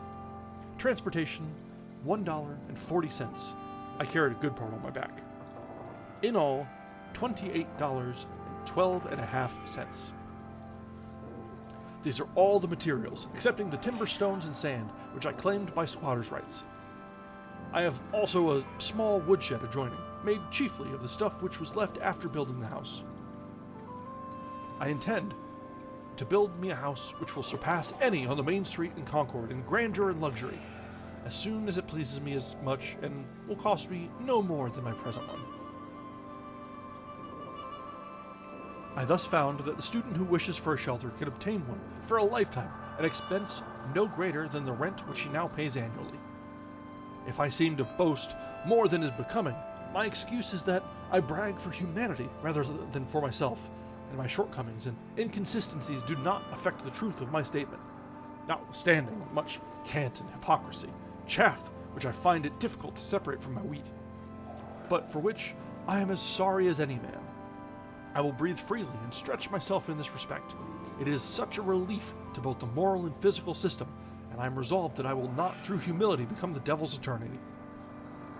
I will endeavor to speak a good word for the truth. At Cambridge College, the mere rent of a student's room, which is only a little larger than my own, is $30 each year. Though the corporation had the advantage of building 32 side by side and under one roof, and the occupant suffers the inconvenience of many and noisy neighbors, and perhaps a residence in the 4th story.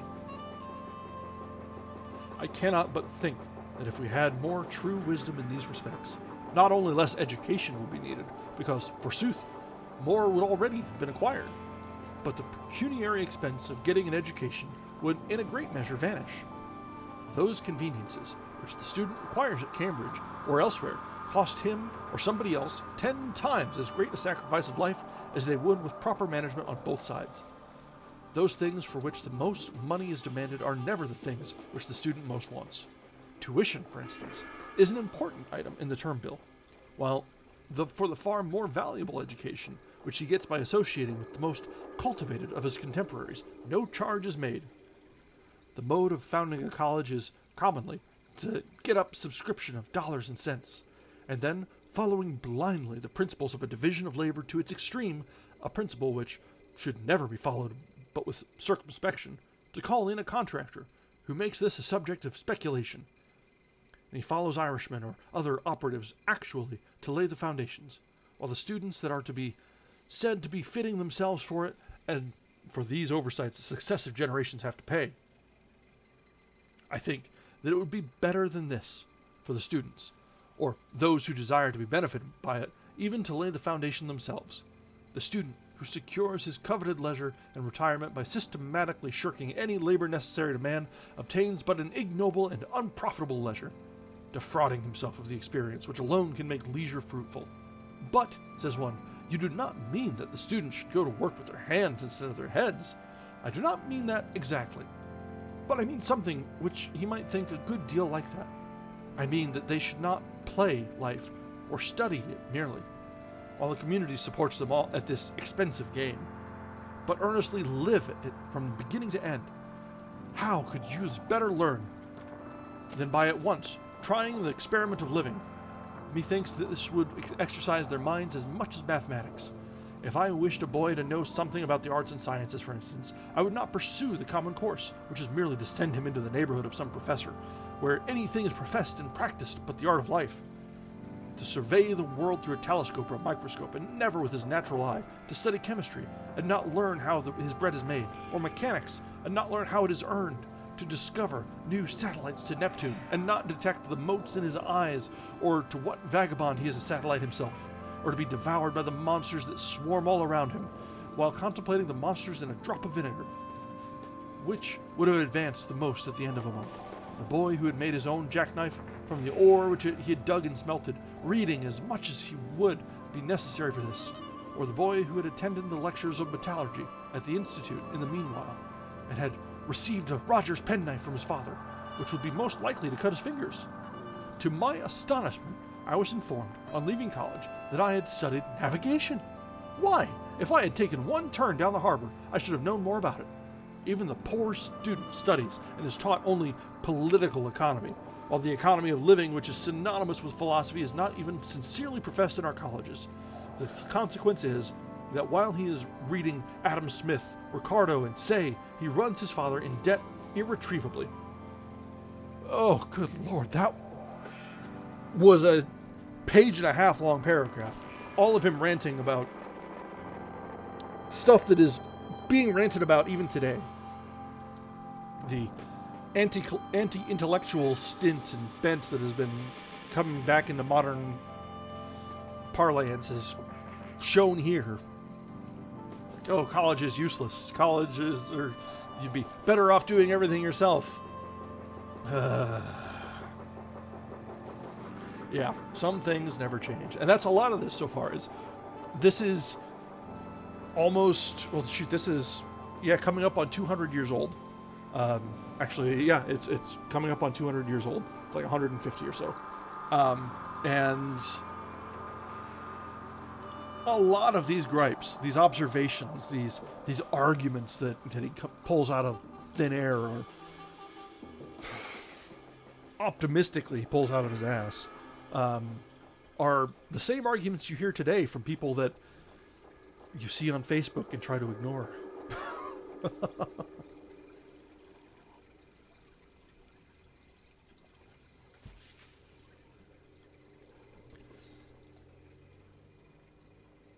Exactly. You get the people that are like saying they're going to go off grid or be their own man and do their own thing, and all the while it's very rare that a homesteader actually is prepared to go through the steps that is required to do this sort of thing. The people that just say it and spout it off, that say it would be so much easier to live without the trappings of modern society, have no idea. I have great respect for real homesteaders because the amount of work that's required to do it is immense. You're not really contributing anything to society, but you're fulfilling yourself. And if that brings you happiness and that's what you want, is the fulfillment like that, go for it. But for the people that are trying to cosplay as homesteaders, or say that they're going to go out and live in the woods and not have to worry about anything, man, stick your foot in it.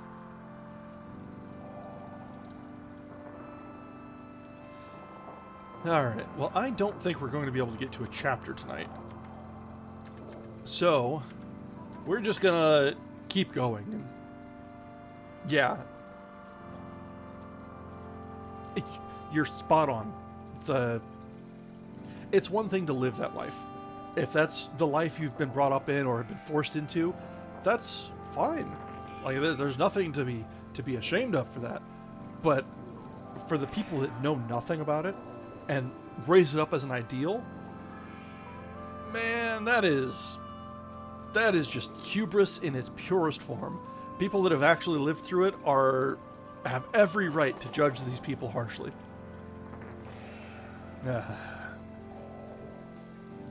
Alright, let's try and get through a little bit more. We're not going to get to a clean stopping point tonight because I don't know if there are clean stopping points with Thoreau. But we'll get to a spot that feels like a break and then go from there. We've got a few minutes left. As with our colleges, so with 100 modern improvements, there is an illusion about them. There is not always a positive advance. The devil goes on exacting compound interest to the last for his early share and numerous succeeding investments in them. Our inventions are wont to be pretty toys which distract our attention from serious things. They are but improved means to an unimproved end. An end which it was already but too easy to arrive at, as railroads lead to Boston or New York. We are in great haste to construct a magnetic telegraph from Maine to Texas, but Maine and Texas, it may be, have nothing important to communicate. Either is in such a predicament as the man who was earnest to be introduced to a distinguished deaf woman, when he was presented, and one end of her ear trumpet was put into his hand, had nothing to say, as if the main object were to talk fast and not talk sensibly.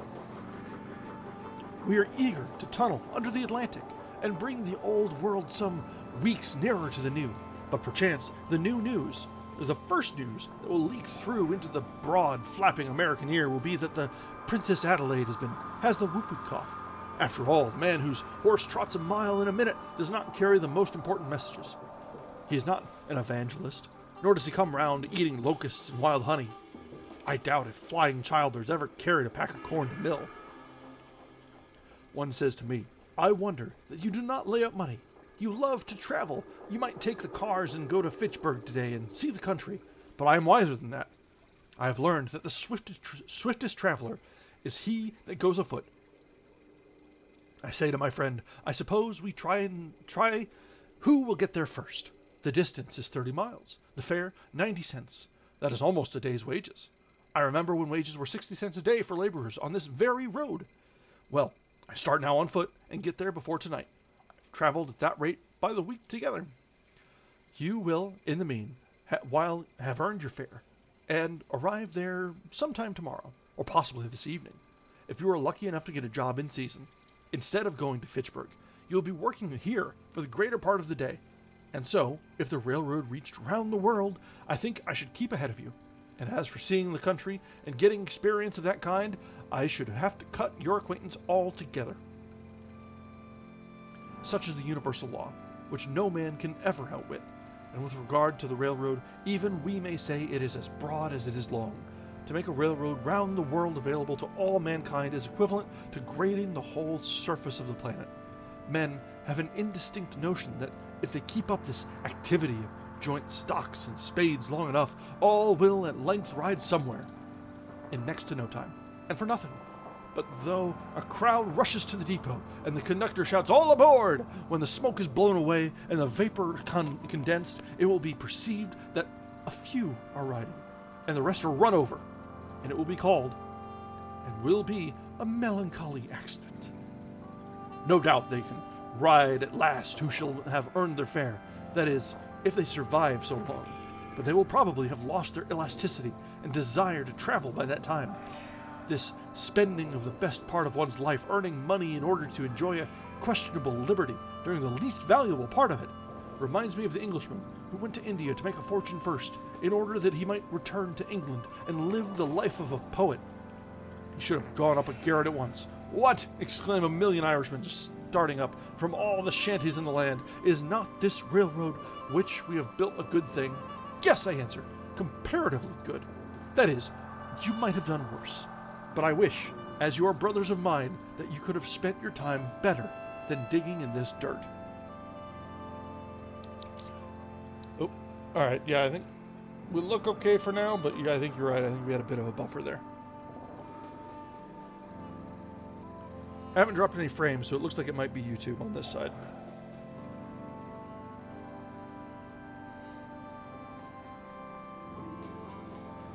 Before I finished my house, wishing to earn $10 or $12 by some honest and agreeable method in order to meet my unusual expenses, I planted about 2.5 acres of light and sandy soil near it, chiefly with beans, but also a small part with potatoes, corn, peas, and turnips. The whole lot contains 11 acres, mostly growing up to pines and hickories, and was sold the preceding season for $8.08 an acre. One farmer said it was good for nothing but raising cheeping squirrels on. I put no manure whatever on this land, not being the owner, but merely a squatter, and not expecting to cultivate so much again. And I did not quite hoe it all at once. But I got out several cords of stumps in plowing, which supplied me with fuel for a long time, and left small circles of virgin mold, easily distinguishable through the summer by the greater luxuriance of the beans there. The dead, and for the most part, unmerchantable wood behind my house, and the driftwood from the pond have supplied the remainder of my fuel. I was obliged to hire a team and a man for the plowing, though I had held to plow myself. My farm outgoes for the first season were, for implements, seed, work, and etc., $14.72 and a half. The seed corn was given me. This never costs anything to speak of, unless you plant more than enough. I got 12 bushels of beans and 18 bushels of potatoes, besides some peas and sweet corn. The yellow corn and turnips were too late to come to anything. My whole income from the farm was $23.44. Deducting the outgoes of $14.72.5, there are left $8.71.5. Beside produce consumed and on hand at the time, this estimate was made of the value of $4.50. The amount on hand, much more than balancing a little grass which I did not raise. All things considered, that is, considering the importance of a man's soul and of today, notwithstanding the short time occupied by my experiment, nay, partly even because of its transient character, I believe that was doing better than any farmer in Concord did that year.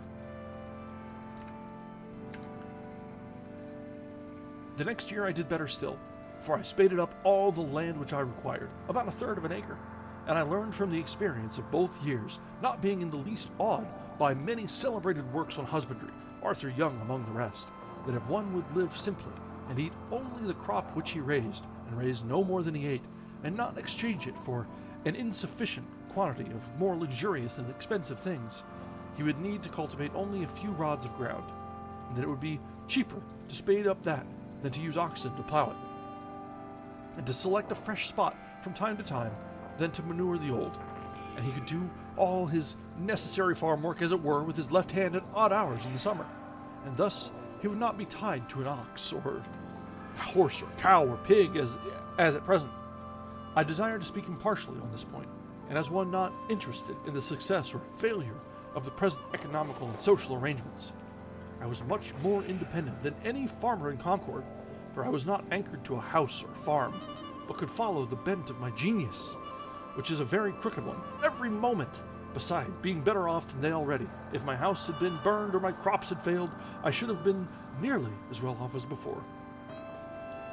The next bit is another page and a half long paragraph. So I'm going to set a bookmark here, and we'll talk for a little bit before we call it for the night. But looping back, you are absolutely right. This so much reeks of an educated man who is trying to yearn for a life he's never lived. No understanding of how hard that life is. This last bit, he's trying to preach to the virtues of subsistence farming, for Christ's sake.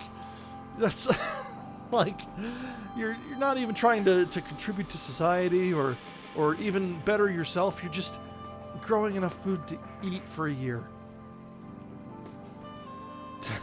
You're right. I'm going to need to take a look at this our next one's on Tuesday, and I'm going to need to have some Zen meditation in me so I can not have an apoplexy as he's ranting and raving and going off into nonsense tangents. Crime and Ellie. Well, I do remember that I did not like this in school, and I'm finding out much and more that I still don't. Exactly.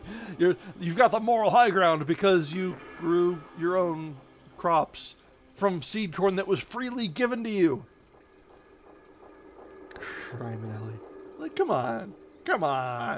You're not building a moral argument or high ground or anything. You're not superior. You're just doing what people have been doing for untold thousands of years. It's going back to your roots isn't something to be proud of like that. Farming is great. Farmers are a net boon to society because of the division of labor that he seems to be so above. Yeah, you're right. It's Great Gatsby. I liked more after having reading it as an adult. This one, I think, because I'm understanding it more and coming from a different life position, he's insufferable. He's just a pain in the ass. He just keeps going on and on and on. Two things: the man needed an editor and someone to slap him upside the head every time he had a thought like this.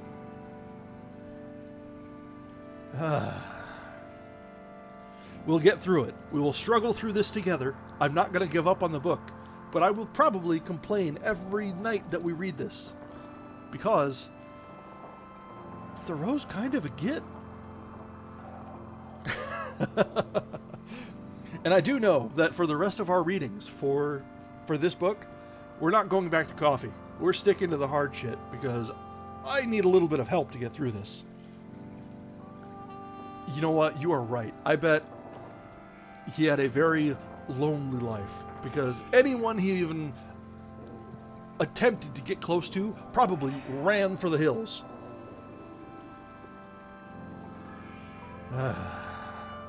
Alright, I'm going to just continue to rant and rave all night if I let myself. So, let's go ahead and call this an evening tonight. I may try and get...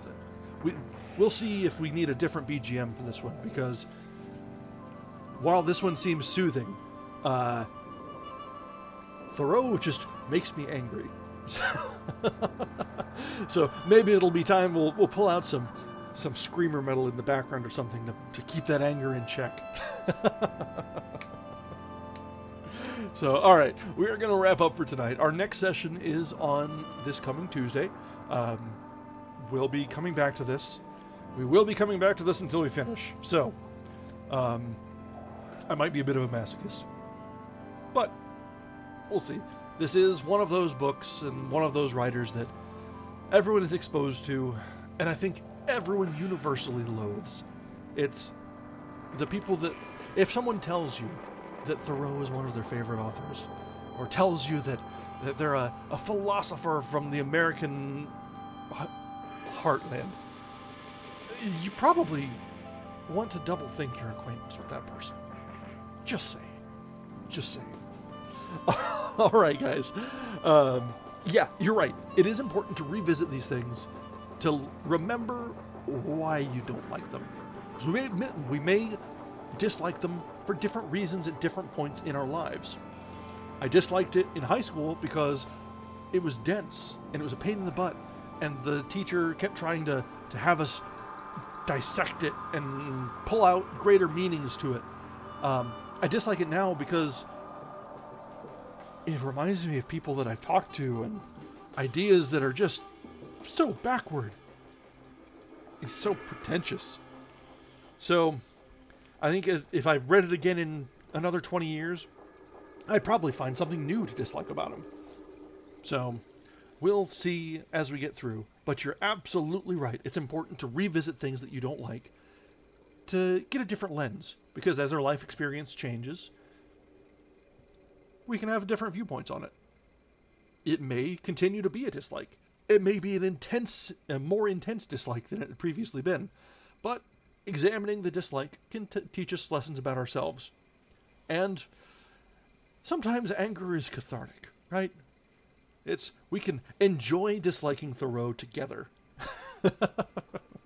So, alright guys, we're going to wrap up tonight, and we will be back on Tuesday to continue this, and we will see whether there's any redeeming this as we go on. We're about 2/3 of the way through this first chapter, which, would you believe it, it took us an hour and a half to get 2/3 of the way through one chapter. This is going to be a bit of a long stretch, but we'll get through it together. So, have a great night, everyone. I'm going to go finish my scotch and see if we can take the edge off this evening. Have a great night, guys.